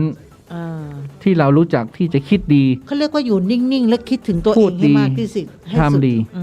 เนาะคืออยู่กับตัวเองไงช่วงโควิดเนี่ยให้อยู่กับตัวเองให้มากๆพออยู่กับตัวเองมากๆแล้วเรามาคิดว่าเราชอบทำอะไรมากที่สุดแมนเราชอบกินอะไรเหรอเราเป็นคนนักชิมนักกินหรือว่านักเที่ยวใช่ไหมเราก็ทำในสิ่งที่เรารักที่เราไม่เคยทำในปัจจุบันก็เหมือนบางคนสมมุติว่าเรียนท่องเที่ยวมาแต่ไม่เคยทำงานเป็นไกด์ไม่เคยทำงานท่องเที่ยวเรียนเพราะหน้าที่จริงๆแล้วกูรักอาชีพค้าขายมากกว่ากูขายได้ดีกว่าก็คือหน้าที่การงานก็อีกเรื่องหนึ่งอันนั้นเป็นหน้าที่ของสังคมแต่ณตอนนี้คือคุณไม่มีงานทำเงี้ยอยู่กับตัวเองคุณต้องรู้ว่าคุณถนัดทางไหนชอบทางไหนทำทางนั้นเลยดีกว่าไปคิดอะไรที่มันเลอะเทอะเนาะก็เขากำลังลองอยู่ไงว่าเขาชอบอะไรไงเขาก็ต้องเลอะเทอะไปก่อนมันเลอะเทอะก็เยอะไงนะใครไม่รู้ว่าติดหรือเปล่าเขาก็เชิญเข้ารับการตรวจเนาะหาเชื้อไวรัสโควิดด้วยชุดตรวจ Rapid Antigen Test นะ ฟรีไม่เสียค่าใช้จ่ายรู้ผลภายใน 15-30 นาทีนะจ๊ะที่สวนสุขภาพบ้านเด่นนะ 7-8 สิงหาคมเวลา8 นาฬิกาถึง 15 นาฬิกา 7-8วันที่ 9 ก็ที่สวนสุขภาพบ้านเด่นแล้วก็ที่จุดที่ 2 ก็คือสนามกีฬาเทศบาลนครเชียงใหม่ก็ไปตรวจได้วันอังคารที่ 10 ก็สวนสุขภาพบ้านเด่นนะก็เป็นจุดตรวจหาเชื้อโควิดฟรีใครที่ไม่แน่ใจกูติดหรือยังวะนะก็นี่ไงไพลินบอกว่าไอแมวบอกว่าก่อนจะเป็นโควิดประสาทแดกก่อนไปตรวจได้เขาตรวจฟรีไปประสาทมาตรวจเป็นโรคประสาทหรือเปล่านะคิดเยอะแล้วก็รู้ผลไวด้วย 15-30 นาทีแป๊บเดียวนั่งเล่นมือถือแป๊บเดียวก็รู้ผลแล้วประสาทไม่นั่งเล่นหรอกคือนั่งเครียดกูจะติดไม่ติดวะกูจะติดไม่ติดวะไม่มีอารมณ์เล่นนะที่แม่ริมเขาปลูกฟ้าทลายโจรนะปลูก 100,000 ต้นเลยตอนนี้ที่แม่ริมนำร่องปลูกฟ้าทลายโจรเอามาเนื้อแมวนายอำเภอแม่ริมนี่ถลกแขนเสื้อนี่ถลกแขนเสื้อปลูกเองเลยวันนายอำเภอปลูกเผื่อตายตอนนี้เขากำลังปลูกกับ 2,000 ต้นคือไปซื้อเขาแพงมากนะตอนนี้ก็ปลูกที่ตำบลขี้เหล็กโอ้โหตำฮันตีเปลือกปะเต๋อ น้องออจำไม่ได้ว่าฟ้าทลายโจรหน้าตาเป็นแบบไหนไม่เคยเห็น มันจะหน้าตาคล้ายโจร เออ มันขนาดฟ้ายังทลายโจรอ่ะ มันขมขนาดไหนนะ เออ คิดดูนะเอาละเที่ยงละ ไปฟังเพลงดีกว่า เพลงอะไรดี ไม่ไปฉีดหรอกไม่ไป เพลงอะไรที่มัน cover ที่มัน cover มันยากกัน มาฉีดที่พืชสวนโลกแล้วแวะมาเอา เน เนอไม่ไปฉีด อืม ฉีดทำไม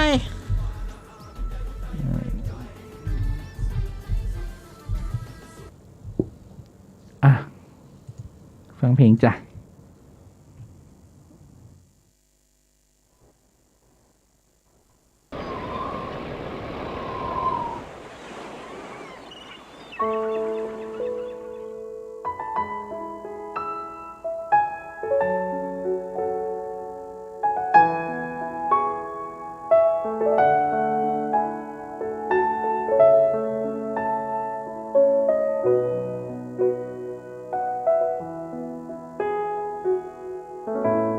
เมื่อวันที่ชีวิต เดินเข้ามาถึงจุดเปลี่ยน จนบางครั้งคนเราไม่ทันได้ตระเตรียม หัวใจ ความสุขความทุกข์ ไม่มีใครรู้ว่าจะมาเมื่อไร จะยอมรับความจริงที่เจอได้แค่ไหน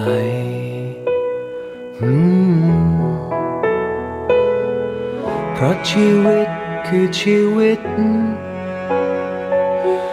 เมื่อมีเข้ามาก็มีเลิกไป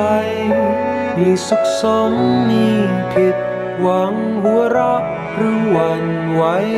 เกิดขึ้นได้ทุกวัน อยู่ที่เรียนรู้ อยู่ที่ยอมรับมัน ตามความคิดสติเราให้ทัน อยู่กับสิ่งที่มี ไม่ใช่สิ่งที่ฝัน และทำสิ่งนั้นให้ดีที่สุด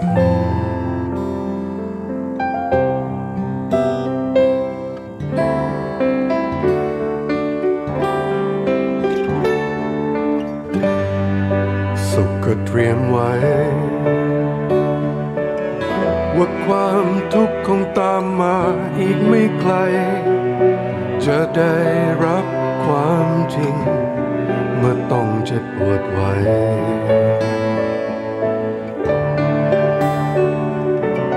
เพราะชีวิตคือชีวิต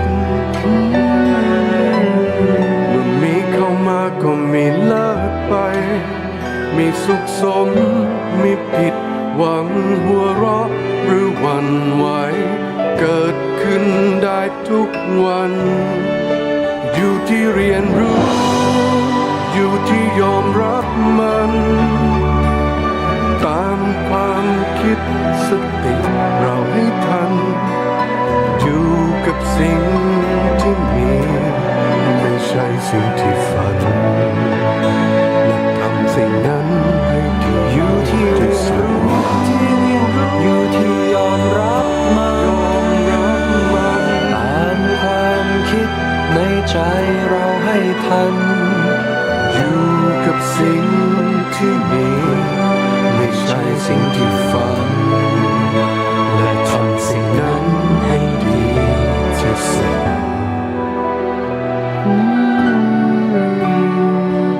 อยู่กับสิ่งที่มีไม่ใช่สิ่งที่ฝัน และทำสิ่งนั้นให้ดีที่สุด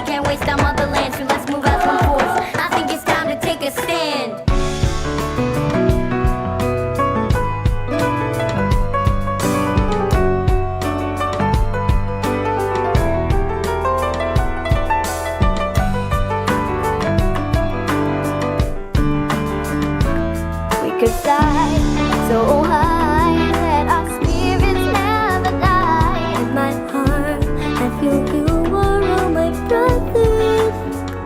Create a world with no fear. Together we'll cry happy tears. Watch the nations turn their swords into plowshares. We could really get there if we cared enough for the living. Take a little space to make a better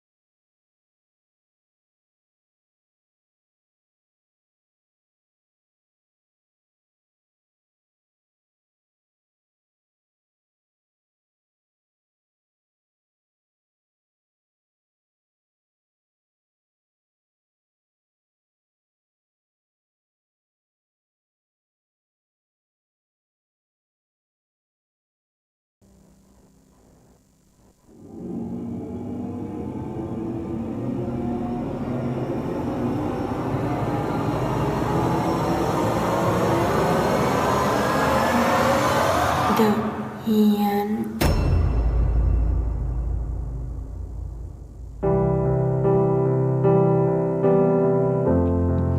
เที่ยงคืน15 นาทีก็กลับเข้าสู่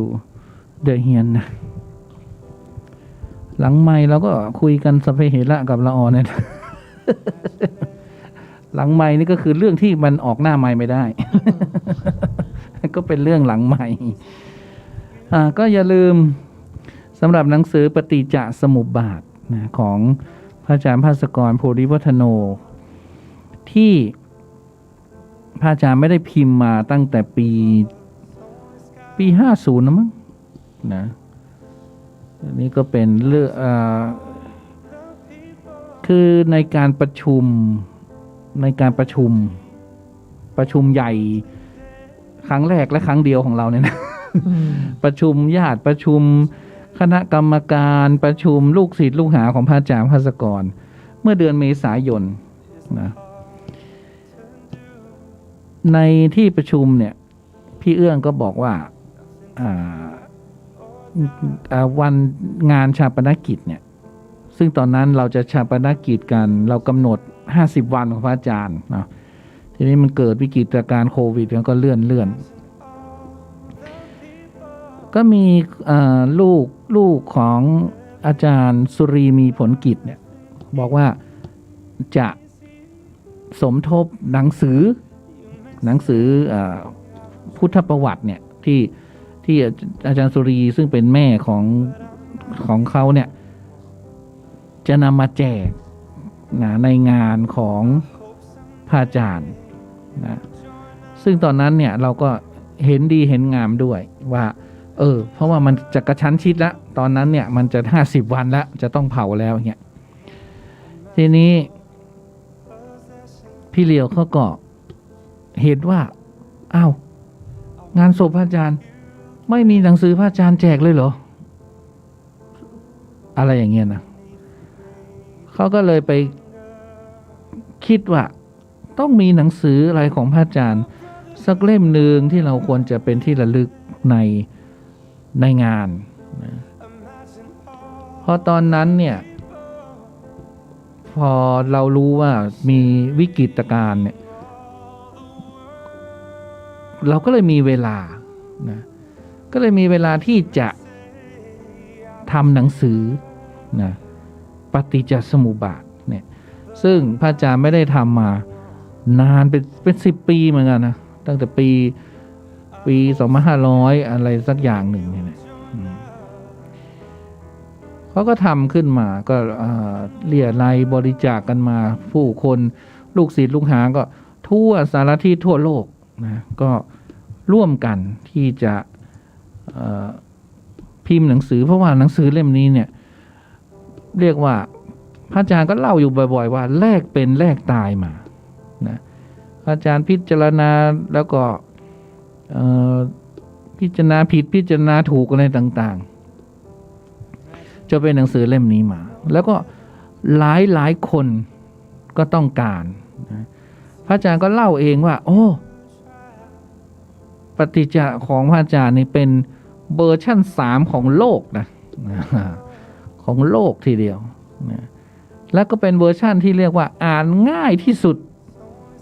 นะของบรรดาผู้ที่เขียนปฏิจจสมุปบาทนะเพราะว่าความที่พระอาจารย์เนี่ยท่านเคยไปที่สวนโมกนะของท่านพุทธทาสแล้วก็ในโรงมหรสพทางวิญญาณเนี่ยท่านพุทธทาสท่านก็วาดรูปปฏิจจสมุปบาทเนี่ยกงล้อแห่งชีวิตเนี่ยไว้ที่โรงมหรสพแล้วท่านก็จะบรรยายเองท่านพุทธทาสก็จะบรรยายของท่านด้วยตนเองมีเด็กมีใครต่อใครไปเที่ยววัดสวนโมกเนี่ยท่านพุทธทาสก็จะบรรยายไอ้โรงมหรสพแล้วก็คนที่บรรยายด้วยเนี่ยก็มีหลวงพ่อพระพยอมนะตอนนั้นก็หลวงพ่อพยอมก็อยู่กับหลวงพ่อพุทธทาสด้วยนะพ พอเติบโตมาจนมาบวชเนี่ยพระอาจารย์ก็เลยเขาเรียกว่ามันชอบอ่ะนะพระอาจารย์บอกมันชอบมันเห็นรูปเนี่ยเห็นรูปวงกลมแล้วก็มียักษ์เนี่ยนะมียักษ์แล้วก็มีพระพุทธเจ้ายืนชี้เนี่ยนะคือท่านรู้สึกมัน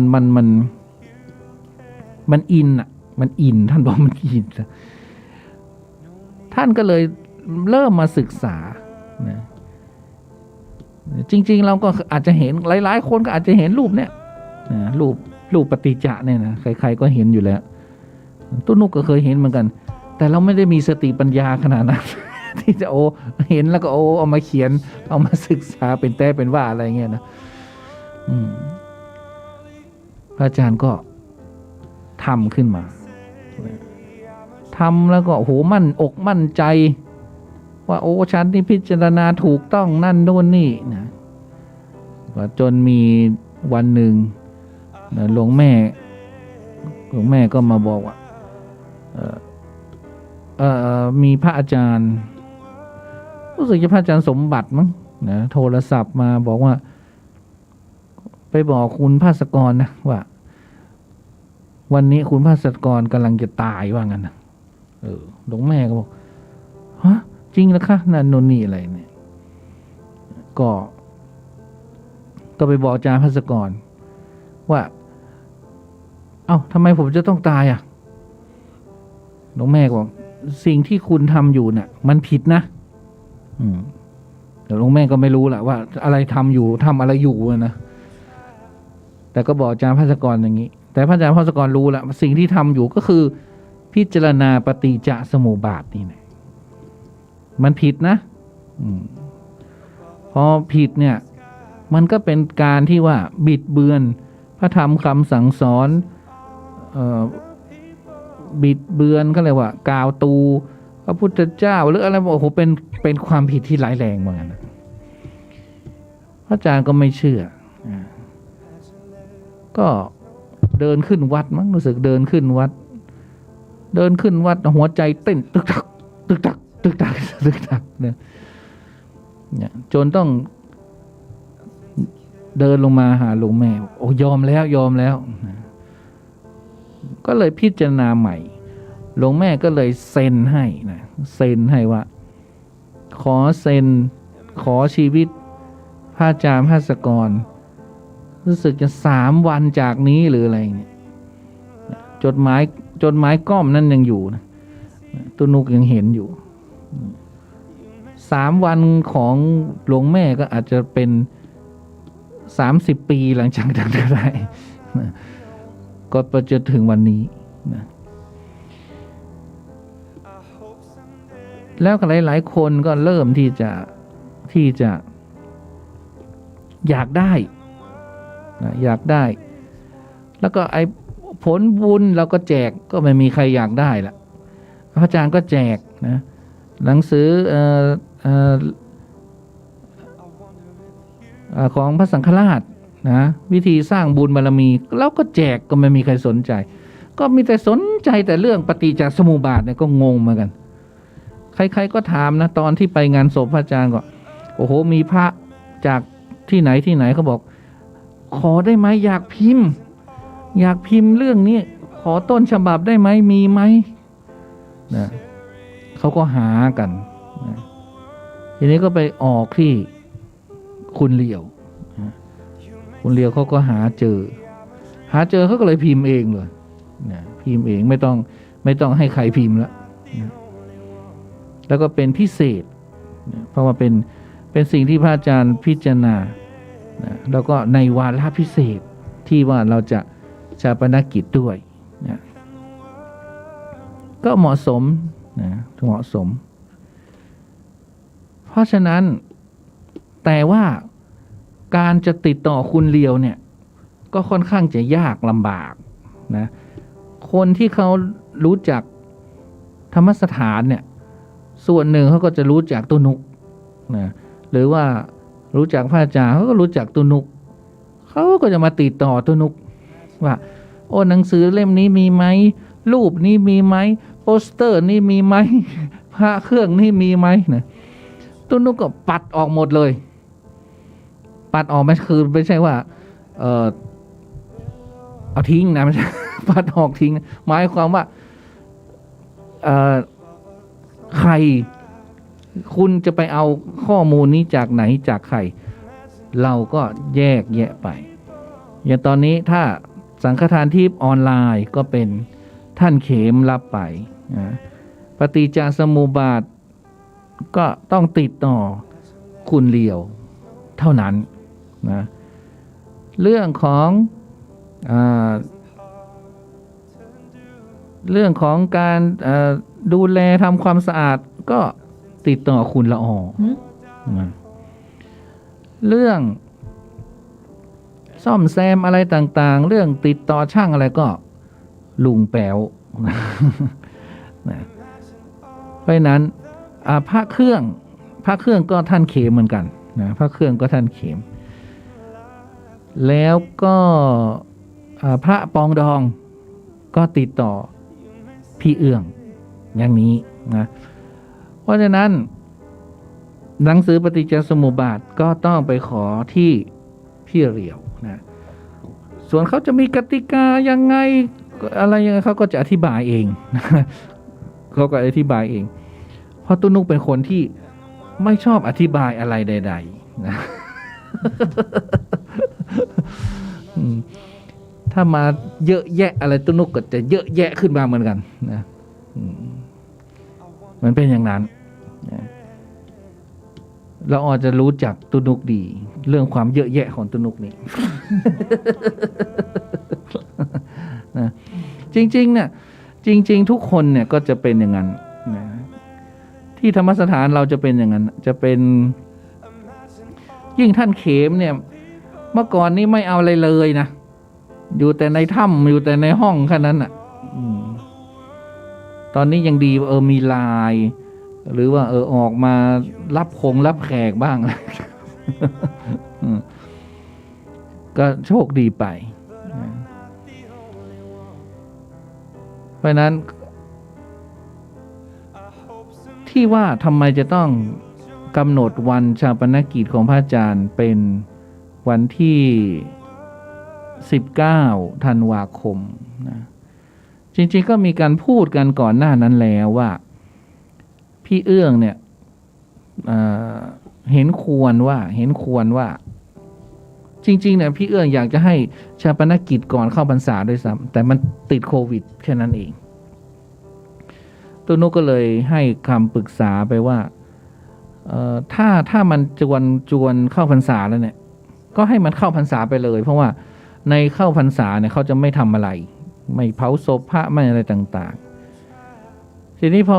ออกเข้าพรรษา3 เดือนออกพรรษาก็จะต้องมีงานพวกกฐินอีกนะเพราะฉะนั้นลูกศิษย์ลูกหาต่างๆเขาก็จะต้องไปกฐินแล้วก็ปีนี้ก็เป็นปีที่พระอาจารย์ไปจองกฐินไว้ที่ชุมพรนะยุวพุทธ03ที่ชุมพรศูนย์ประภัยธรรมซึ่งทางคุณหารทางทรัพย์ประทานพรก็รับผิดชอบไปนะเพราะว่าท่านพระอาจารย์ไปเปิดบัญชีร่วมกับคุณหารไว้เรื่องของการจะทำกฐินนะเขาก็จะต้องไปกันที่ชุมพรในช่วงรู้สึกจะ25ตุลาคมนะก็เลยจะไม่จัดงานชาปนกิจก็ให้ล่วงเลยเทศกาลกฐินไปก่อนรวมไปถึงเทศกาลกฐินของวัดฝายหินด้วยนะซึ่งมหาวิทยาลัยเชียงใหม่เป็นเจ้าภาพนะหรือที่อาจารย์ติ๋วที่ธรรมสถานต้นบุญธรรมสถานนะเพราะอาจารย์ติ๋วก็ต้องเป็นหัวเรี่ยวหัวแรงในงานของพระอาจารย์ด้วยต่างๆนะก็คือต้องรอทุกคนทุกฝ่ายเนี่ยให้พร้อมเพรียงนะทีนี้ก็เหลือเดือนพฤศจิกากับธันวานะทีนี้พลตำรวจตรีวรเศรษฐ์นะหรือคุณเต้เนี่ยซึ่งเป็นเพื่อนของพระอาจารย์เนี่ยที่พระอาจารย์ไว้ใจให้จัดการสิ่งต่างๆเนี่ย พี่เต้ก็ให้คำแนะนำว่าเราควรจะจัดเสาร์อาทิตย์เพราะว่าเสาร์อาทิตย์เนี่ยเผื่อลูกศิษย์ลูกหาเข้ามาจากทางไกลเขาก็จะได้มาร่วมงานได้นะก็เหลือตัดจากพฤศจิกาธันวาก็เหลือเสาร์อาทิตย์ของพฤศจิกาธันวาทีนี้พี่เอื้องก็บอกว่าอยากจะให้ทุกอย่างเนี่ยเรียบร้อยงดงามก่อนวันเกิดของพระอาจารย์ก็คือ28ธันวาเพราะว่าถ้าเลยไปกว่านี้เนี่ย28ธันวาเนี่ยก็จะต้องกลายเป็นวันทำบุญอีกวันหนึ่งโดยที่สรีระก็ยังไม่ได้ชาปนกิจอะไรต่างๆก็ไปลงตัวที่วันที่19คือตอนแรกก็ยังไม่รู้ละวันไหนแต่เผอิญว่ามีลูกศิษย์ลูกหาส่วนหนึ่งเนี่ยต้องการที่จะขอพระราชทานเพลิงศพพระอาจารย์ภัสกรเป็นกรณีพิเศษเพราะว่าพระอาจารย์ภัสกรไม่มีสมณศักดิ์นะแต่ขอเป็นกรณีพิเศษในเรื่องของผู้ที่ทำคุณูปการต่อชาติบ้านเมืองและในหนังสือที่จะต้องส่งถึงเลขาธิการสำนักพระราชวังเนี่ยจะต้องระบุเจ้าภาพจะต้องระบุว่าต้องจะทำการชาปนกิจวันไหนเวลาไหนที่ไหนนะซึ่งสำนักเลขาธิการเขาไม่กำหนดให้เราเจ้าภาพต้องเป็นคนกำหนดไปนะเสนอเข้าไปและที่ตู้นุกยังไม่ประกาศเพราะว่าเราก็ยังไม่รู้ว่าได้หรือไม่ ได้หรือไม่ถ้าได้ก็19ธันวาก็เป็นอันว่าเลื่อนไม่ได้นะแต่ถ้าไม่ได้ถ้าโควิดยังรุนแรงชนิดที่ว่าเขายังล็อกเมืองอยู่เนี่ยก็คิดว่าก็เลื่อนได้นะเพราะว่าเรายังไม่ได้ เราไม่ได้นะหรือจะได้ไม่ได้ก็ไม่เป็นไรนะแต่ถ้าได้ก็ต้องทำตามวันที่เราได้ส่งเข้าไปในพระราชวังนะตอนนี้ก็เลยยังไม่ตุ้นุกก็เลยยังไม่ประกาศอะไรนะเพราะว่าตุ้นุกเนี่ยเป็นคนเขียนประวัติของพระอาจารย์คนแรกเขียนแล้วก็ส่งให้ทางกรุงเทพแล้วก็ตอนนี้ก็ให้ทางกรุงเทพเนี่ยดำเนินการต่อใครจะเติมแต่งตรงไหนปรับเปลี่ยนตรงไหนหรือว่าเขาจะต้องใช้ภาษาอย่างไรซึ่งตุ้นุกก็ไม่เคยเขียนไม่เคยเขียนที่ว่าพระราชทานเพลิงเนี่ยนะก็เขียนให้แล้วก็มีทั้งพี่เอื้องแล้วก็มีอาจารย์ติ๋วซึ่งเป็นอดีตอาจารย์สอนภาษาไทยที่จุฬาเงี้ย พี่เอื้องก็เป็นคนเขียนบทเลยคือพวกนี้เขาก็จะมีภาษาที่สละสลวยหรือภาษาที่มันฟังแล้วสมควรที่จะได้รับพระราชทานอย่างเงี้ยตอนนี้ก็อยู่ขั้นตอนของทางกรุงเทพว่าเขาจะทำหนังสือส่งวันไหนยังไงเขากำลังเรียบเรียงรวบรวมหลักฐานเพราะว่าพระอาจารย์ทำงานเยอะมากแล้วก็ไม่ได้พระอาจารย์ก็ไม่มีเวลามาเรียบเรียงเขียนไว้ให้เรานะตุ้นุกก็ต้องคอยได้วันนี้ทำอะไรเทศที่ไหน ได้รางวัลอะไรบ้างตุ้นุกก็ต้องมานั่งเขียนเงี้ยตอนนี้ก็หมดในหน้าที่ของตุ้นุกแล้วส่งไม้ต่อให้กรุงเทพแล้วนะตอนนี้ก็รอว่าจะเป็นอย่างไรต่อไปแค่นั้นเองนะแต่หนังสือก็จะต้องถูกแจกในวันชาปนกิจนั่นเองเนาะถ้าเป็นไปตามแผนการที่เราวางไว้เนี่ยกำหนดที่เราวางไว้เนี่ยวันที่28ก็จะเป็นวันบรรจุกูก็จะต้องมีทำบุญ ตอนแรกพี่เอื้องก็จะขอเสาร์อาทิตย์ด้วยซ้ำขอวันที่26ธันวาแต่ว่าทำบุญเนื่องในวันที่28ธันวาเพราะว่าเกรงว่าลูกศิษย์ลูกหาหลายคนจะขึ้นมาไม่ได้เพราะว่าวันที่28เป็นวันอังคารต้นนุกก็ทำบุญวันที่26เพราะเพื่อวันที่28แล้ววันที่28เราจะทำอะไรกันนะพี่เอื้อง ก็ว่าอย่างงี้เนาะเพื่อก็โอเคค่ะเอา28ก็28ค่ะ คือเราต้นนุกก็บอกว่าเราประกาศล่วงหน้าเป็น3เดือนนะพี่เอื้องใช่เพราะนั้นเขาก็ต้องเคลียร์ตัวเองคนที่เขาอยากจะมาเขาต้องเคลียร์ตัวเองเพราะนั้นวันธรรมดาวันอะไรเรื่องของเขาจะมาได้ไม่ได้คือเขาต้องเคลียร์ตัวเขาเพราะเราบอกไปล่วงหน้าโอ้โหตั้งนานเราไม่ได้บอกปุ๊บปั๊บที่ไหนหรือถ้าบอกปุ๊บปั๊บคนจะมาเขาก็มาหรือคนที่เขาติดไม่มาไม่ได้ก็มาไม่ได้ก็คือมาไม่ได้ไม่ต้องไปเสียอกเสียใจอะไรหรอกนะพระอาจารย์อยู่ที่ไหนก็รับรู้ดังนั้นเลยนะนี่ก็เล่าให้ฟังว่า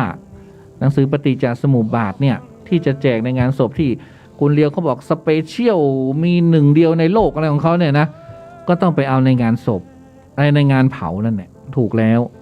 แต่ว่าหนังสือที่ว่าที่จะแจกอะที่มันเหลือเนี่ยหลายพันเล่มนี่นะเขาจะส่งยังไงนะจะใครต้องการบ้างอะไรยังไงเขาจะส่งไปที่ห้องสมุดด้วยอะไรด้วยเนี่ยคือพี่เลียเขาเป็นคนจัดการหมดตั้งแต่ต้นนะอันนี้ก็ต้องมอบให้เขาไปนะ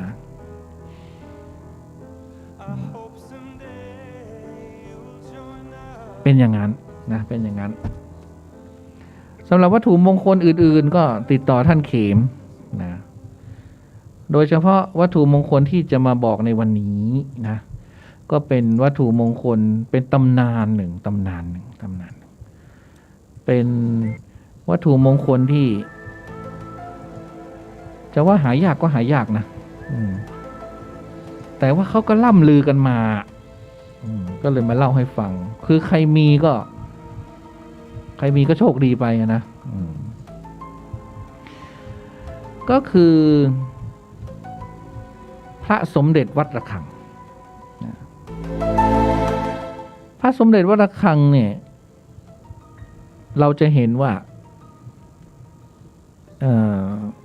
บางองค์เนี่ยทำไมผิวจะเป็นแบบครุขระ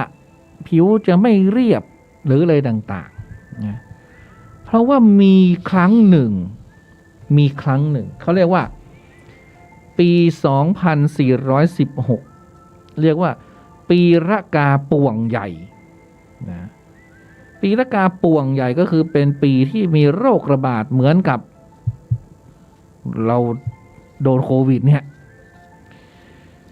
เมืองไทยเราก็เคยประสบปัญหาเกี่ยวกับโรคระบาดใหญ่มาแล้วหลายครั้ง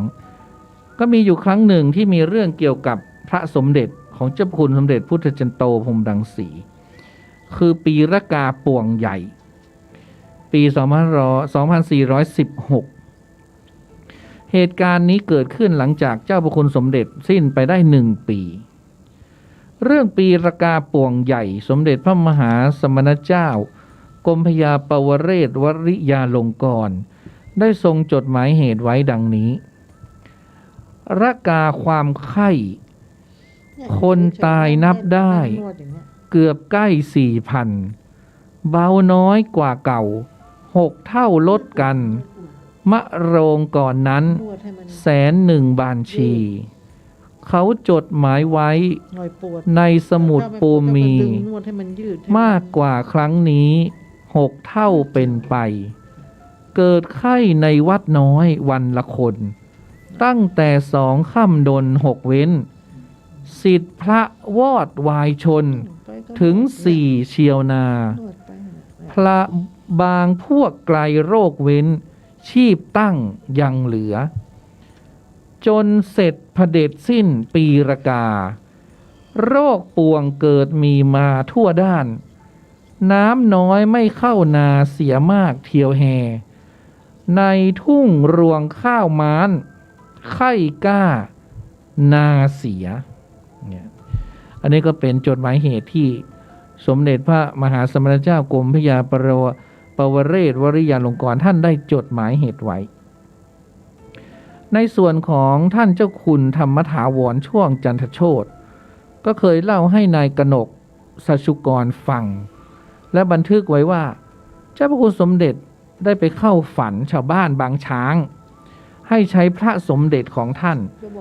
อาราธนาแช่น้ำทำประสะน้ำพระพุทธมนต์ดื่มจะรักษาโรคระบาดครั้งนี้ได้ผู้นั้นก็ปฏิบัติตามที่ฝันก็ได้ผลหายจากโรคร้ายได้อย่างอัศจรรย์และได้แจกจ่ายน้ำมนต์ให้คนป่วยอื่นๆรับประทานก็พากันรอดพ้นจากอันตรายของโรคกันทุกรายข่าวเรื่องนี้ก็แพร่หลายไปอย่างกว้างขวางโดยรวดเร็วและผู้ปฏิบัติตามต่างก็สำฤทธิผลทุกรายความทราบถึงพระเนตรพระกันสมเด็จพระพุทธเจ้าหลวงจึงพระราชทานแจกพระสมเด็จส่วนพระองค์แด่ข้าราชการเป็นการใหญ่นะเพื่อให้อาราธนาทำน้ำพระพุทธมนต์แจกจ่ายชาวบ้านบำบัดโรคภัยครั้งนั้นและปรากฏผลว่าอหิวาตกโรคระบาดครั้งนั้นได้สงบลงอย่างรวดเร็วจนปกติในที่สุดด้วยอำนาจแห่งคุณวิเศษของพระสมเด็จนี้นี่ก็คือเป็นเรื่องของพระสมเด็จที่ว่ามีคุณวิเศษทุกอย่างอะเรียกว่าเป็นจักรพรรดิพระเครื่องนะตั้งแต่พิทักษ์รักษา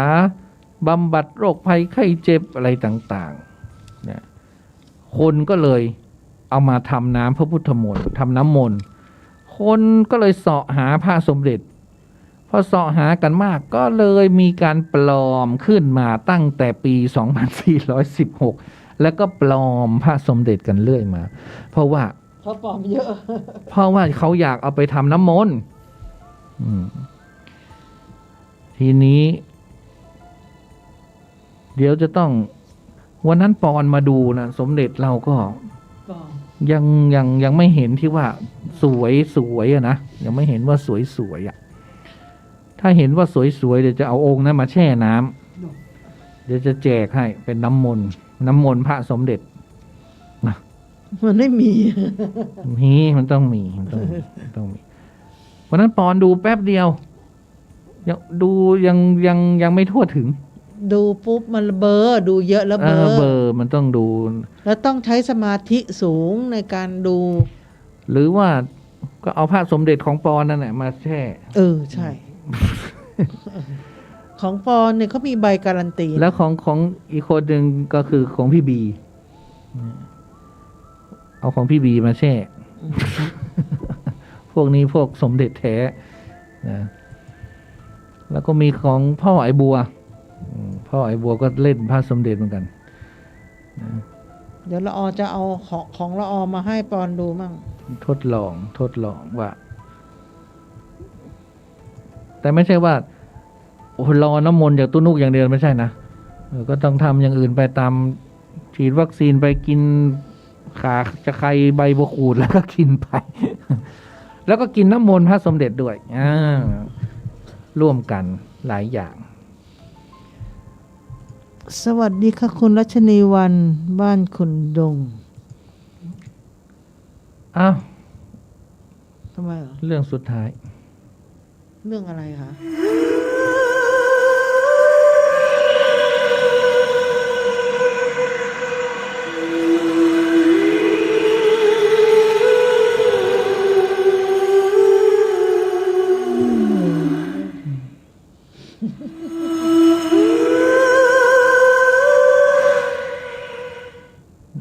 ฉันเล่าเยอะละ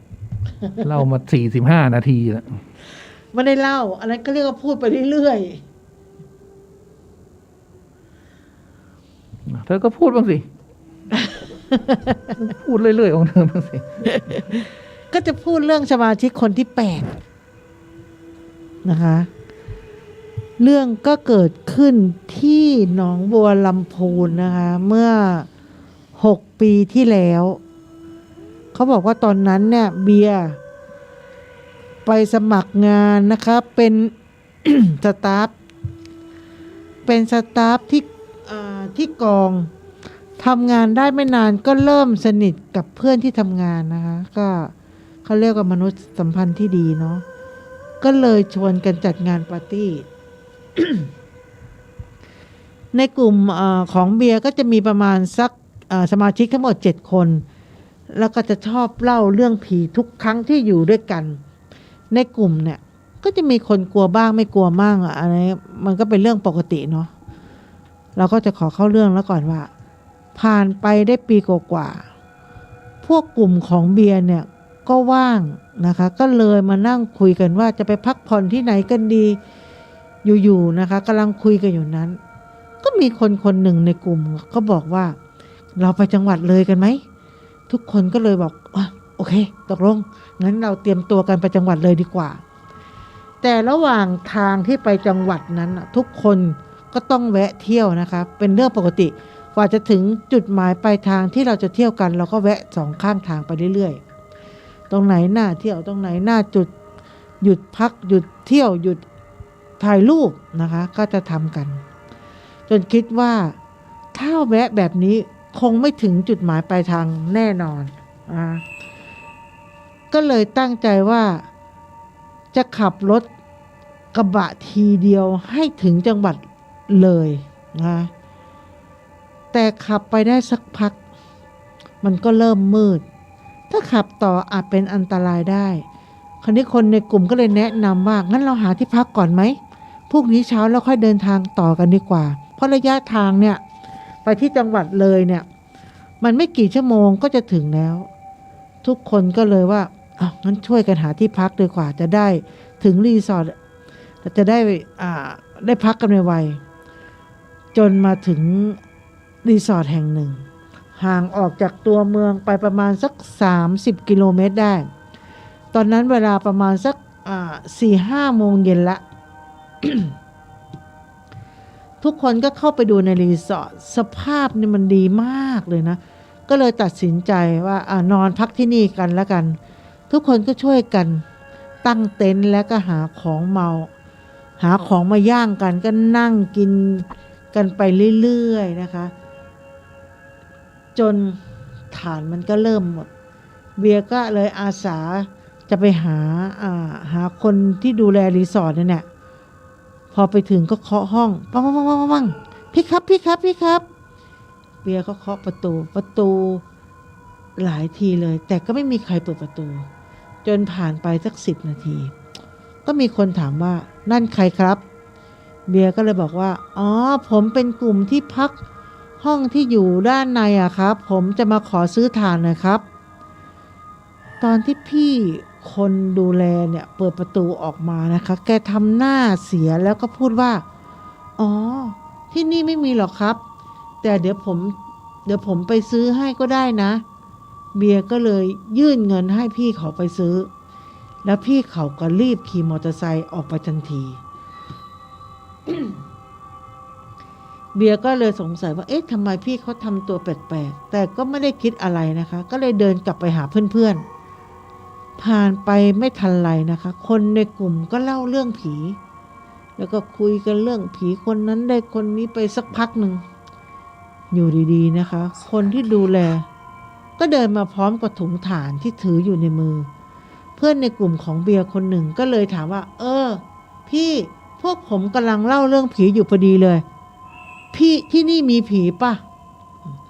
คนดูแลก็เลยทำหน้าเจือนๆแล้วก็หัวเราะแล้วก็พูดว่าโอ้ยผมทำงานที่เนี่ยมา 2-3 ปีแล้วไม่เห็นมีอะไรหรอกถ้ามีมันก็ไม่กลัวนะเพราะเพื่อนผมเนี่ย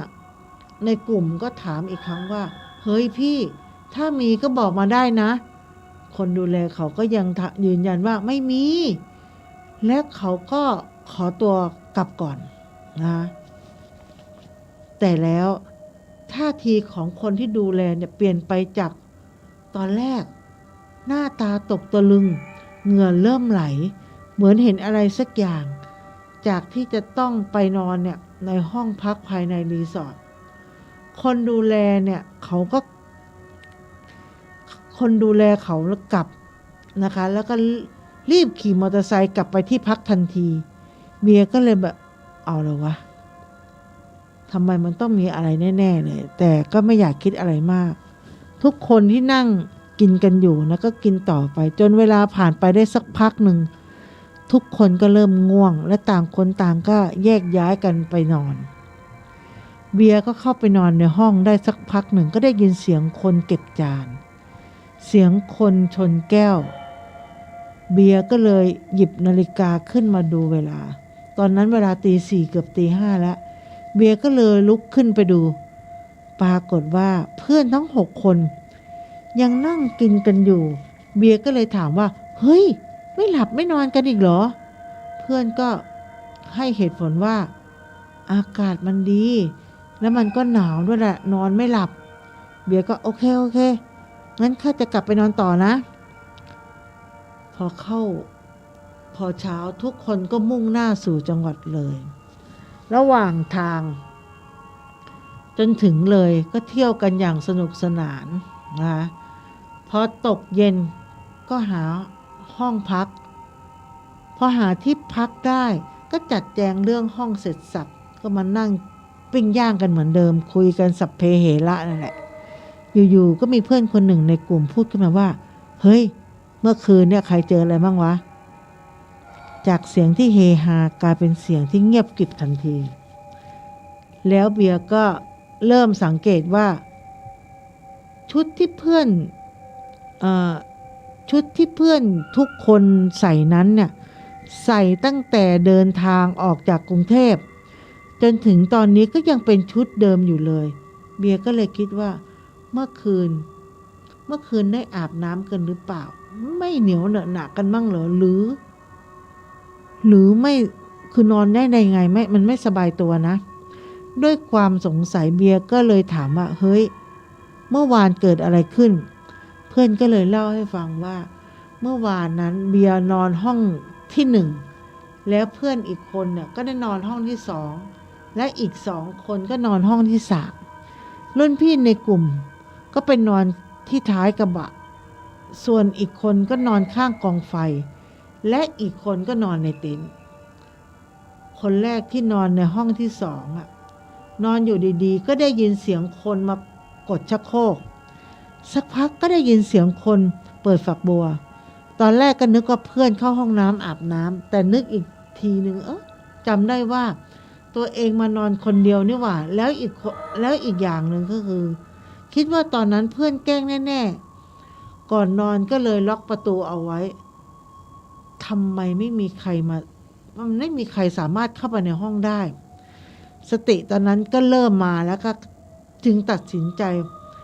ฟังดูอีกทีก็ได้ยินเสียงชักโครกเสียงมีฝักบัวเปิดฝักบัวอยู่ดีตอนนั้นก็คิดว่าออกจากห้องแน่ๆแต่ก็ไม่กล้าลุก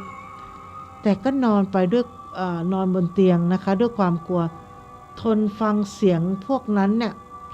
อยู่นะคะเสียงมันก็จะเงียบลงทุกอย่างเงียบสงัดอุ่นใจได้แค่แป๊บเดียวหายใจยังไม่ทั่วท้องก็เหมือนมีคนมาที่ผนังห้องน้ำเสียงดังตึงรุนแรงขึ้นจนกระทั่งแทบพังแล้วก็เงียบไปสักพักมันก็ดังอีกรอบหนึ่งจังหวะนั้นอยู่ไม่ได้แล้วก็จะลุกออกไปจากห้องนี้ให้ได้แต่ยังไม่ทันที่จะลุกอยู่ๆก็มีเสียงว่าได้ยินใช่ปะตอนนั้นสติไม่ได้อยู่กับเนื้อกับตัวแล้วได้แต่คุมโปงตัวสั่นงันงกอยู่บนเตียงถัดไปก็เป็นอีกคนหนึ่งที่นอนกัน2คนเขาก็บอกว่าเขาได้ยินเสียงคนเดินบนหลังคาสักพักก็ปลุกเพื่อนก็เห็นเพื่อนยังไม่ได้นอนก็เลยหันมาถามว่าได้ยินใช่ไหมต่างคนต่างก็พยักหน้าสักพักทั้ง2คนก็รู้สึกว่าบ้านมันสั่นแต่มาตั้งสติได้อีกทีปรากฏว่ามันไม่ได้สั่นแล้วก็เป็นเตียงที่ทั้งคู่นอนห่างคนละที่นั้นเหมือนมีคนเนี่ยมันดึงให้อยู่ในที่นอน ตอนแรกก็สั่นเบาๆแต่พอตัดสินใจว่าจะลุกออกจากที่นอนเตียงมันก็สั่นแรงขึ้นกว่าเดิมสั่นจนนอนขยับขาขึ้นมาเลยทั้งสองมองดูสักพักทุกอย่างก็หยุดสั่นแล้วก็กลับมาสั่นอีกแต่ทั้งสองก็ตัดสินใจนะคะกูไม่นอนแม่งแล้วกูจะออกมานอนข้างนอกแต่จังหวะนั้นเองนะคะทั้งคู่ก็เดินออกจากห้องก็ข้อมือเขาเรียกว่ามือขวากำลังจะเปิดประตูอยู่ๆก็มีเสียงดังขึ้นว่าเฮ้ยเฮ้ยซึ่งมันไม่ใช่เสียงของคนทั้งคู่แน่นอนเสียงนั้นมันก็เงียบไปและทั้งสองก็ออกจากห้องทันทีนะตัดภาพไปอีก3 คนที่นอนข้างนอกนะคนที่นอนที่กองไฟเนี่ยนอนท้ายกระบะและก็นอนในเต็นท์คนที่นอนท้ายกระบะได้ยินเสียงดังตึกตึกตึกตึกเหมือนมีคนกำลังเคาะอะไรสักอย่างก็เลยลุกขึ้นมามองต้นตอของเสียงมองไปมองมาก็เจอผู้ชายคนหนึ่งนั่งอยู่บนหลังคารถกระบะฝั่งคนขับก็หันหน้าไปทางอื่นเขากำลังนั่งแกว่งขาแล้วก็ไปโดนกระจกดังตึกตึกตึกแต่ที่ทำให้ต้องขนลุกก็คือผู้ชายคนนั้นมีแผลเวอะหวะเลือดเต็มตัวไปหมดตอนนั้นรู้ได้เลยว่าเป็นผีแน่นอนก็เลยจะคลานไปหาเพื่อนที่อยู่ในเต็นท์แต่จังหวะที่กำลังจะคลานไปหาเพื่อนอยู่นั้นก็สังเกตว่าเพื่อนที่อยู่ข้างกองไฟน่ะมันก็กำลังคลานมาหาเพื่อนที่อยู่ในเต็นท์เหมือนกันทั้งคู่ก็ทำทางเอามือปิดปากไม่ให้ทักว่าเห็นอะไรผู้ชายคนนั้นก็ยังคงแกว่งขาอยู่บนหลังคาทั้งคู่ก็เลยพยายามคลานไปยังเต็นท์ต่อแต่จู่ๆก็มีเสียงผู้ชายคนนั้นพูดขึ้นว่าจะเข้าเต็นท์เหรอทั้งคู่จากที่กำลังคลานอยู่ก็เปลี่ยนเป็นลุกขึ้นแล้วก็วิ่งเข้าไปในเต็นท์ทันทีคนที่นอนในเต็นท์ก็ไม่ได้ยินเสียงนั้นหรอกเสียงนั้นเหมือนกันแต่แล้วจู่ๆเสียงตึกๆก็เงียบไป1 ใน 3 คนก็เลยถามให้ลูดซิปปิดออกไปดูว่าเขาไปหรือยังพอชะโงกหน้าออกไปดูพบว่าผู้ชายคนนั้นไม่อยู่บนหลังคาและบนหลังคากระบะแล้วแต่คราวนี้เขาไปนั่งข้างกองไฟแทนแล้วหันหน้ามาทางเต็นท์คนที่เปิดซิปออกไปดูจึงรีบลูดซิปปิดทันทีแล้วก็หันไปนั่งเบียดกันใหม่ในเต็นท์3 คนพร้อมกับสวดมนต์ทุกคนไม่ว่าจะเป็นบทอะไรที่นึกออกได้ถั่วดำถั่วงาว่าไปตอนนี้ขอให้ทุกคนจินตนาการว่าเรานอนเต็นท์เวลาตั้งกองไฟแล้วก็จะมีเงากระทบในเต็นท์นะครับขณะที่ทั้ง3 คนสวดมนต์อยู่นั้นเงาที่เป็นนิ้วมือนะคะของผู้ชายคนนั้นชูนิ้วโป้งขึ้นมาแล้วเขาก็ยกมือขวาขึ้นดึงนิ้วโป้งซ้ายดึงจนนิ้วโป้งซ้ายนะมันหลุดออกจากมือซ้ายเลยแล้วสภาพที่เขาเห็นก็เป็นเลือดหยดติ๋งผู้ชายคนนั้นเอานิ้วโป้งที่หลุดออกมาขว้างใส่เต็นท์นั่นทำให้3 คนนี่ตกใจมากสักพักเขาก็ดึงนิ้วออกอีกแล้วก็โยนเข้ามาในเต็นท์แล้วก็หัวเราะสักพักก็ดึงนิ้วเพิ่มอีกแล้วก็โยนเข้ามาในเต็นท์อีกดึงทั้งหมดนี้ก็คือ5 นิ้วยังไม่หมดนะครั้งล่าสุดท้ายสุดเขายกขาขึ้นข้างหนึ่งแล้วก็ถอดออกมาแล้วก็เอามันมาขว้างใส่เต็นท์จังหวะนั้นทั้ง3กลัวจนเต็นท์พังก็เลยออกมาทีละคนละทิศคนละทางออกมาได้ก็พยายามมองหาผู้ชายคนนั้นแต่ก็ไม่เจอพอมองไปที่เต็นท์ก็ไม่เห็นมีรอยเลือดไม่มีอะไรเลยมีแต่รอยพับเต็นท์ที่ทั้ง3 คนเป็นคนทำมาเบียร์ฟังแบบนั้นก็เลยถามว่า แล้วทำไมไม่มาปลุกผมทำไมไม่บอกผมนะครับทำไมไม่มาบอกผมจริงๆทุกคนในกลุ่มอยากจะเข้าไปปลุกเบียร์ออกมาจากรีสอร์ทแต่จังหวะที่กำลังจะเก็บของออกมานั้นก็มีเสียงดังขึ้นว่าถ้ามึงออกจากที่นี่ก่อนพระอาทิตย์ขึ้นมึงตายทุกคนได้ยินเหมือนกันหมดทุกคนเลยจำใจอยู่ที่รีสอร์ทจนพระอาทิตย์ขึ้นระหว่างรอเข้าเพื่อลดความกลัวบางคนก็ไปจุดบุหรี่บางคนก็กระดกเหล้าย้อมใจแต่ความสยองยังไม่จบนะคะในเมื่อทุกคนเห็นผู้ชายคนนั้นไปอยู่ในรถคนขับ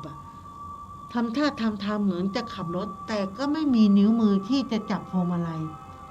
แต่ถึงอย่างนั้นทุกคนในกลุ่มก็ทำอะไรไม่ได้เพราะไม่รู้จะไปไหนแล้วเขาก็ขู่ไว้อย่างนั้นเมื่อเบียร์ได้ฟังอย่างนั้นก็ชวนทุกคนไปทำบุญแต่เบียร์ก็อดสงสัยไม่ได้ว่าตัวเองทำไมถึงไม่โดนอะไรเลยตัดภาพมาอีกวันหนึ่งนะหลังจากที่ทำบุญเสร็จแล้วทุกคนก็มาเอาเรื่องนี้มาเล่าให้หลวงตาฟังหลวงตาท่านก็ยิ้มแล้วถามว่ารู้จักเจ้ากรรมนายเวรไหมนะโยมท่านก็พูดประมาณว่าเจ้ากรรมนายเวรก็เป็นผีก็เป็นคนมาก่อนเขามีความรู้สึกนึกคิดนะคะไม่ต้องสงสัยอะไรมากมายว่าทั้ง7คนที่รู้จักกันเนี่ยทั้งที่อยู่คนละทิศคนละทางแล้วไปเที่ยวด้วยกันน่ะที่เที่ยวมันก็มีตั้งเยอะทำไมไม่ไปกันคือจริงๆแล้วเจ้าเบียร์นั้นไม่ได้เกี่ยวอะไรเลยตั้งแต่ทั้ง6คนที่เหลือเนี่ยเกี่ยวข้องกันทั้งหมดเมื่อชาติที่แล้วคนที่เป็นผีเป็นเพื่อนกับ6คนนี้อาจจะเป็นคนที่เขามีหน้าตาเหมือนกันเกิดวันเดียวกันทำอะไรคล้ายๆกันแล้วที่เจอก็เพราะเป็นเบียร์เนี่ยขับรถผ่านมาเขาก็จำได้ก็เลยตามมาเขาไม่ได้เป็นผู้ที่เขาไม่ได้มีอยู่ที่รีสอร์ทแห่งนั้นแต่แรกนะเบียร์ก็เลยสงสัยว่าทำไมเขาถึงเข้ารีสอร์ทได้ทั้งที่รีสอร์ทมีเจ้าที่หลวงตาท่านก็เลยบอกว่าเพราะว่าเป็นเจ้ากรรมนายเวรนะไงอะไรก็ขวางไม่ได้อีกอย่างหนึ่งเขาบอกว่าผีคนนั้นไม่ได้ทำอะไรพวกโยมนะอยู่อีกคนนึงก็พูดว่าแต่เขาขู่ว่าถ้าจะเอาให้ถึงตายน่ะถ้าพวกผมออกจากที่เกิดเหตุเนี่ยก่อนพระอาทิตย์ขึ้นหลวงตาท่านก็เลยบอกว่าอ๋อเขาไม่ได้เอาใครถึงตายหรอกแต่พวกโยมเนี่ยถึงคาดหนักถ้าออกไปก็ต้องตายเขาก็เลยมาช่วยเตือนชาติที่แล้วเบียร์ไม่ได้รู้จักก็เลยไม่เจอแต่ทั้ง6คนเนี่ยเจอเพราะเคยเป็นเพื่อนเขาก็เลยมาแกล้งและอยากให้รู้ว่าแล้วก็อยากจะแกล้งอยากรู้ว่าจำเขาได้ไหมแต่ลึกๆเขาก็รู้แหละว่าพวกโยมทั้ง6จำเขาไม่ได้นับตั้งแต่นั้นมาทุกคนก็เลยบอกว่าในกลุ่มของเรามีสมาชิก8คนนะและเบียร์เป็นคนที่8ถือว่าเบียร์เป็นน้องใหม่เรื่องอาจจะทำให้ทุกคนสับสนแต่คุณคิดไหมว่าสมาชิกคนที่8เป็นผีเราคือพวกเดียวกันที่โดนหลอกตั้งแต่ต้นเรื่องราวก็เลยจบเพียงเท่านี้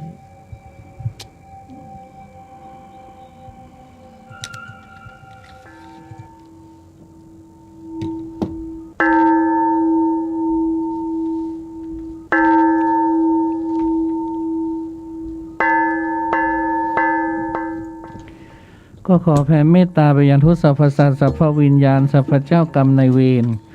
แล้วก็ทุกดวงจิตดวงวิญญาณที่เราได้หยิบยกเอ่ยอ้างท่านขึ้นมารายการแล้วก็ทุกรูปทุกนามทุกรายชื่อนะที่เราได้เอ่ยขึ้นมาก็ขอให้ท่านจงได้รับความสุขความเจริญได้จองกรรมจองเวรเบียดเบียนซึ่งกันและกันเลยไปสู่ภพภูมิที่ดีอโหสิกรรมและกันเถิดนะแล้วก็ขอให้ก็ขอแผ่เมตตานะส สัพเพสัตตาอเวราอภยาปชาอนีคาสุขีอัตตานังปริหารันตุจงรักษาตนให้พ้นจากทุกภัยทั้งหมดทั้งสิ้นเทินขอเจริญพรเย็น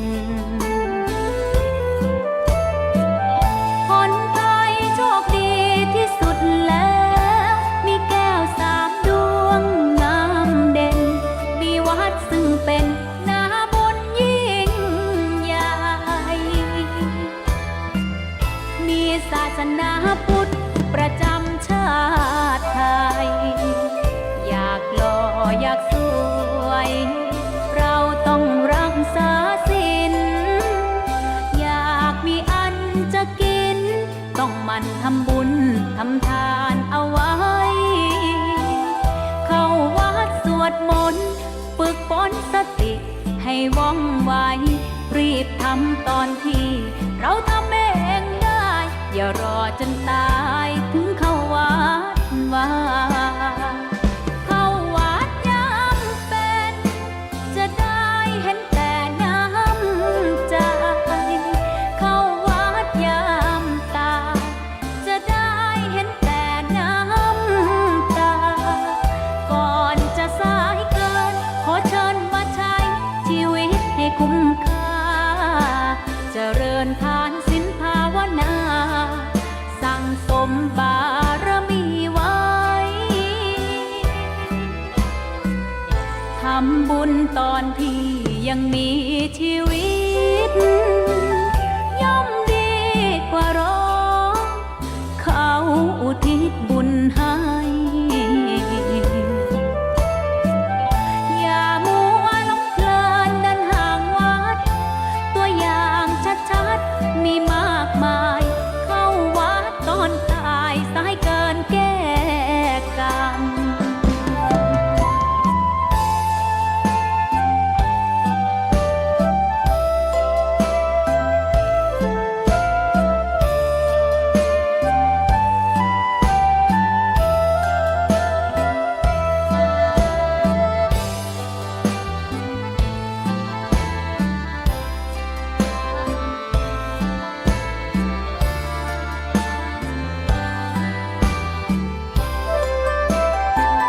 เข้าวัดยามเป็น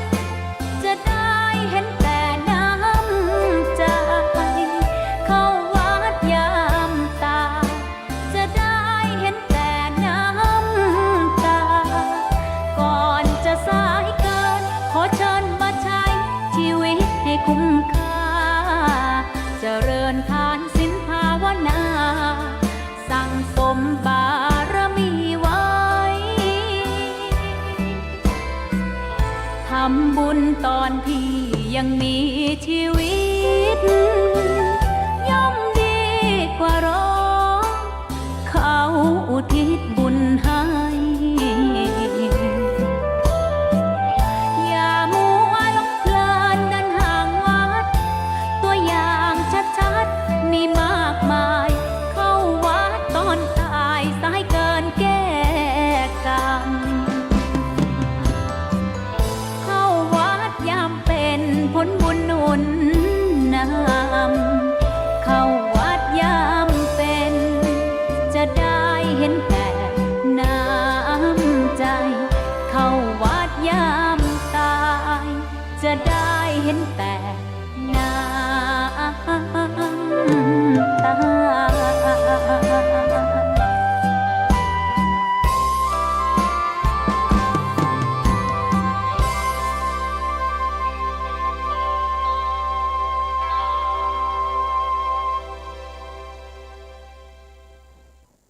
คุณกำลังฟัง Live FM 104.25 MHz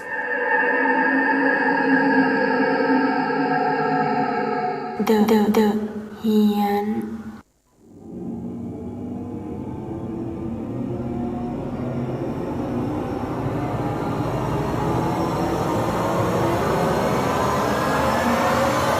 The Hiền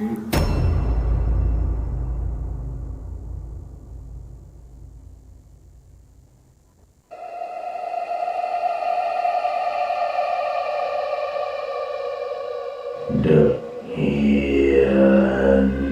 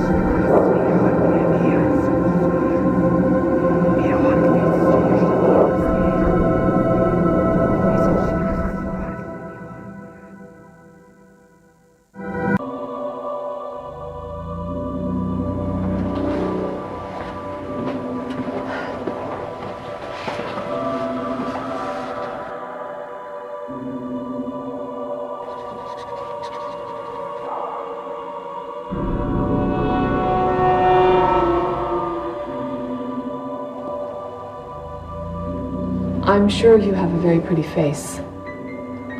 Alma, can you pull your hair back so I can see you better?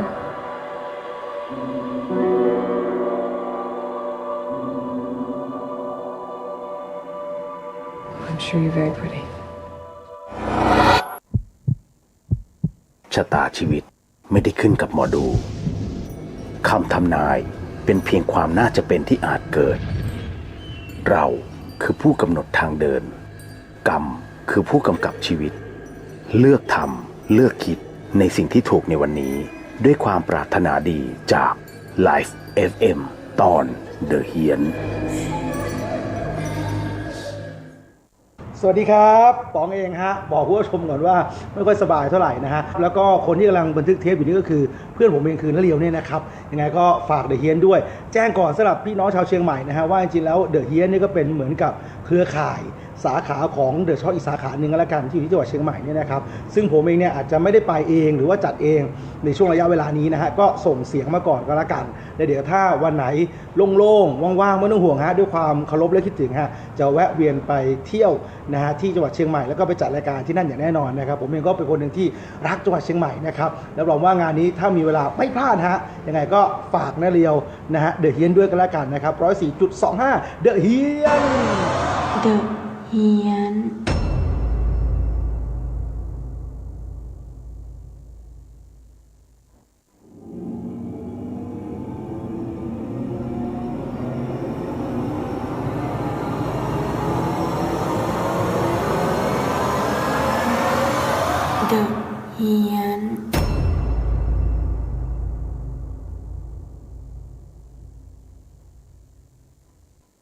คุณกำลังฟัง Life FM 104.25 MHz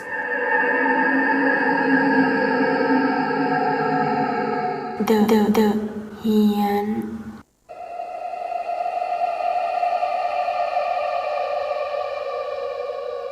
The Hiền.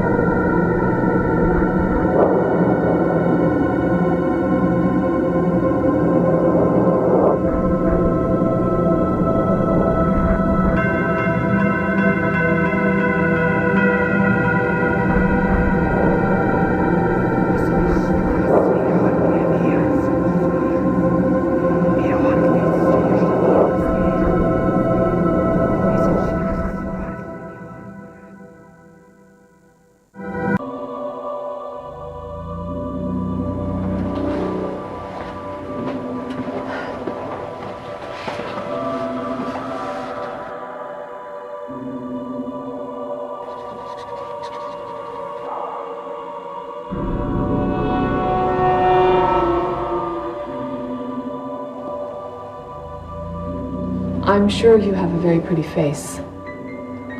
Alma, can you pull your hair back so I can see you better?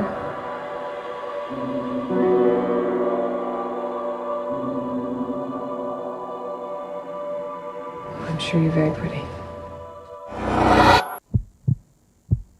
ชะตาชีวิตไม่ได้ขึ้นกับหมอดูคำทำนายเป็นเพียงความน่าจะเป็นที่อาจเกิด เราคือผู้กำหนดทางเดินกรรมคือผู้กำกับชีวิตเลือกทำเลือกคิดในสิ่งที่ถูกในวันนี้ด้วยความปรารถนาดีจาก Life FM ตอน The เฮียนสวัสดีครับป๋องเองฮะบอกผู้ชมก่อนว่าไม่ค่อยสบายเท่าไหร่นะฮะแล้วก็คนที่กำลังบันทึกเทปอยู่นี่ก็คือเพื่อนผมเองคือนเรียวเนี่ยนะครับยังไงก็ฝากเดอะเฮียนด้วยแจ้งก่อนสำหรับพี่น้องชาวเชียงใหม่นะฮะว่าจริงๆแล้วเดอะเฮียนนี่ก็เป็นเหมือนกับเครือข่ายสาขาของเดอะช็อคอีกสาขาหนึ่งก็แล้วกันที่อยู่ที่จังหวัดเชียงใหม่เนี่ยนะครับซึ่งผมเองเนี่ยอาจจะไม่ได้ไปเองหรือว่าจัดเองในช่วงระยะเวลานี้นะฮะก็ส่งเสียงมาก่อนก็แล้วกันแล้วเดี๋ยวถ้าวันไหนโล่งๆว่างๆไม่ต้องห่วงฮะด้วยความเคารพและคิดถึงฮะจะแวะเวียนไปเที่ยวนะฮะที่จังหวัดเชียงใหม่แล้วก็ไปจัดรายการที่นั่นอย่างแน่นอนนะครับผมเองก็เป็นคนหนึ่งที่รักจังหวัดเชียงใหม่นะครับรับรองว่างานนี้ถ้ามีเวลาไม่พลาดฮะยังไงก็ฝากนะเรียวนะฮะเดอะเฮียนด้วยกันแล้วกันนะครับ 104.25 เดอะเฮียน The เฮียน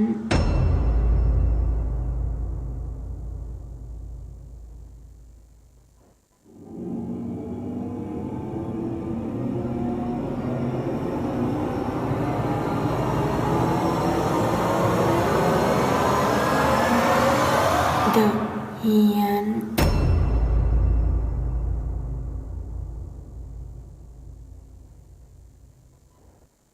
คุณกำลังฟัง Life FM 104.25 MHz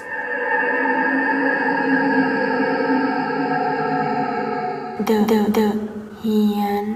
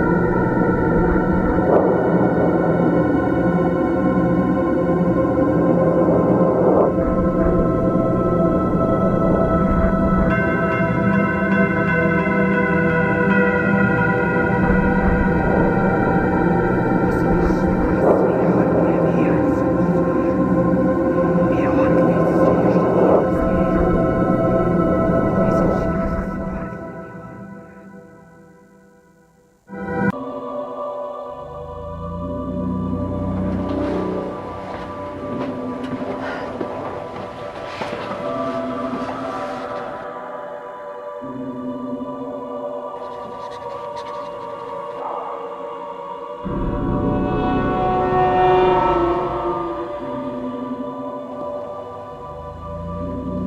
sure you have a very pretty face.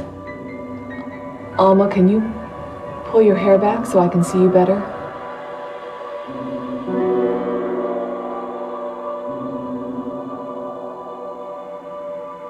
I'm sure you're very pretty.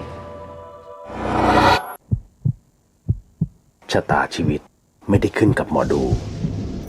คำทำนายเป็นเพียงความน่าจะเป็นที่อาจเกิดเราคือผู้กำหนดทางเดินกรรมคือผู้กำกับชีวิตเลือกทำเลือกคิดในสิ่งที่ถูกในวันนี้ด้วยความปรารถนาดีจาก Life FM ตอน The เฮียนสวัสดีครับป๋องเองฮะบอกผู้ชมก่อนว่าไม่ค่อยสบายเท่าไหร่นะฮะแล้วก็คนที่กำลังบันทึกเทปอยู่นี่ก็คือเพื่อนผมเองคือณเลียวเนี่ยนะครับยังไงก็ฝากเดอะเฮียนด้วยแจ้งก่อนสำหรับพี่น้องชาวเชียงใหม่นะฮะว่าจริงๆแล้วเดอะเฮียนนี่ก็เป็นเหมือนกับเครือข่ายสาขาของเดอะช็อคอีกสาขาหนึ่งก็แล้วกันที่อยู่ที่จังหวัดเชียงใหม่เนี่ยนะครับซึ่งผมเองเนี่ยอาจจะไม่ได้ไปเองหรือว่าจัดเองในช่วงระยะเวลานี้นะฮะก็ส่งเสียงมาก่อนก็แล้วกันแล้วเดี๋ยวถ้าวันไหนโล่งๆว่างๆไม่ต้องห่วงฮะด้วยความเคารพและคิดถึงฮะจะแวะเวียนไปเที่ยวนะฮะที่จังหวัดเชียงใหม่แล้วก็ไปจัดรายการที่นั่นอย่างแน่นอนนะครับผมเองก็เป็นคนหนึ่งที่รักจังหวัดเชียงใหม่นะครับรับรองว่างานนี้ถ้ามีเวลาไม่พลาดฮะยังไงก็ฝากณเลียวนะฮะเดอะเฮียนด้วยกันแล้วกันนะครับ 104.25 เดอะเฮียน The เฮียน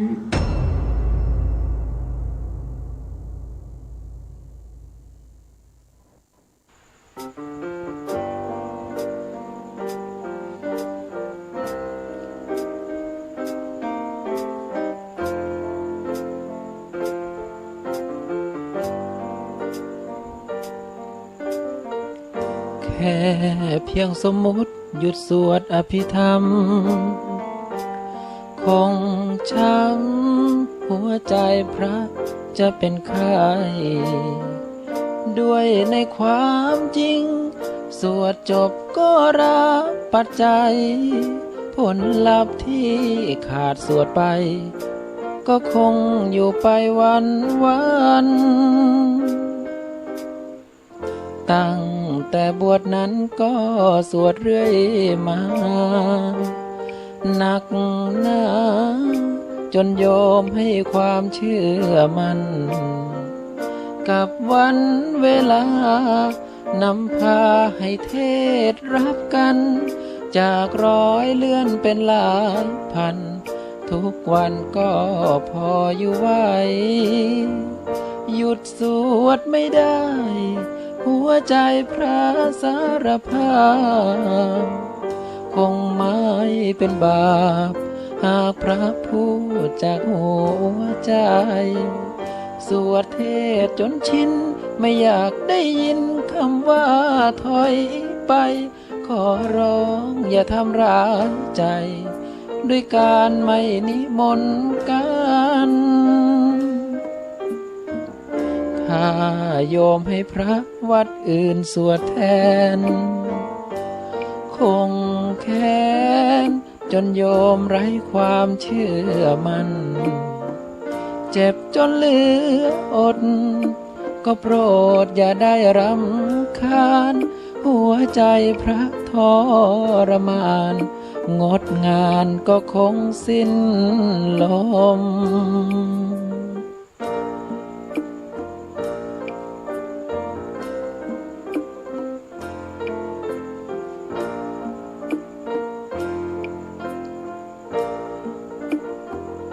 ขาดสวดไม่ได้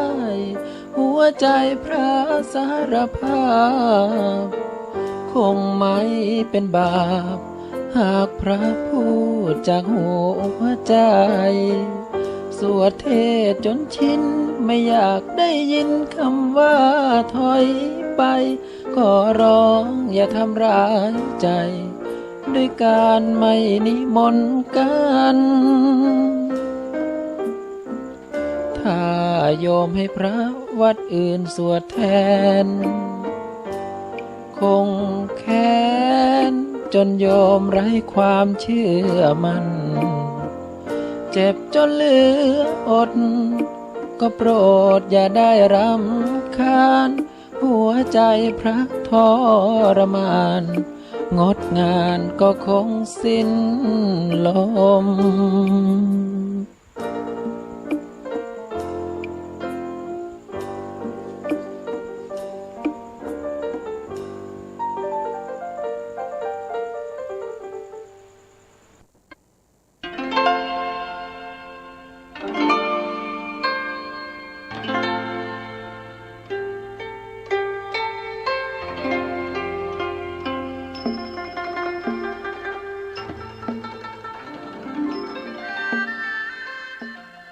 สวัสดีครับท่านผู้ฟังที่เคารพพบกันวันพระนี้ผมร้อยเอกสุธีสุขสากลอนุศาสนาจารย์กรมทหารราบที่1มหาดเล็กรักษาพระองค์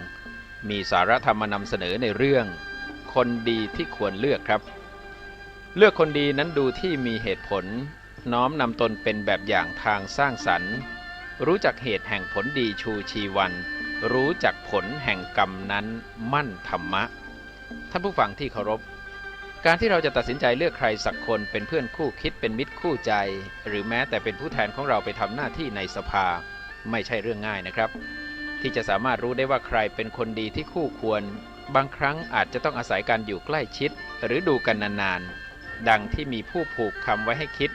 ถึงชนิดของคนดีหรือสิ่งดีเอาไว้ว่าดูบ้านเมืองดูที่ความสะอาดดูประชาชาติดูที่ความสามัคคีดูคนดีดูที่งานดูลูกหลานดูที่ความเคารพดูหญิงดูที่ความอายดูชายดูที่ความกล้าหาญดูพระดูที่กิจวัตรดูคฤหัสถ์ดูที่ความขยันเป็นต้น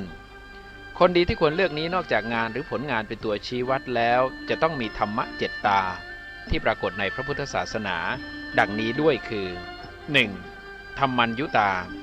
ความเป็นผู้รู้จักเหตุเช่นรู้ว่าเมื่อกระทำสิ่งใดจะได้ผลตอบแทนเป็นความสุขของประชาชนหรือคนส่วนรวมแล้วลงมือทำทันที 2. อัฏฐัญยุตาความเป็นผู้รู้จักผลเช่นเหตุบ้านการเมืองเป็นอย่างนี้สามารถวิเคราะห์ได้ทันทีว่าเกิดจากเหตุอันใดโดยที่ไม่เข้าข้างตนหรือพวกพ้องของตน 3. อัตตัญญุตาความเป็นผู้รู้จักตนเช่นรู้ว่าตนคือคนไทยที่ได้รับสิ่งดีงามมาจากบรรพชนต้องเปี่ยมล้นด้วยกตัญญู 4. มัตตัญญุตาความเป็นผู้รู้จักประมาณเช่นการดำรงตนเป็นแบบอย่างในทางที่เหมาะสมไม่ปลุกระดมให้เกิดกระแสฟู่ฟ้าฟุ่มเฟือย 5. กาลัญยุตาความเป็นผู้รู้จักการ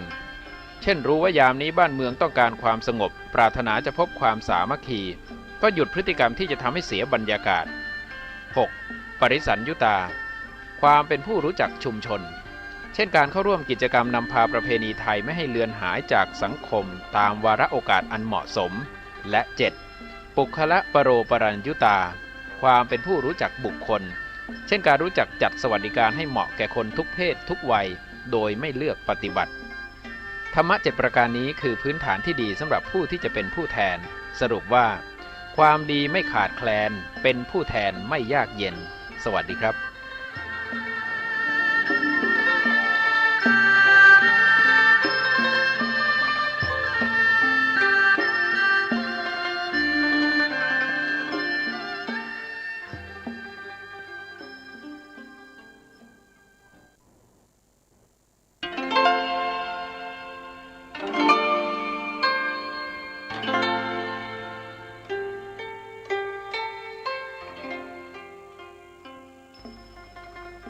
สวัสดีครับท่านผู้ฟังที่เคารพ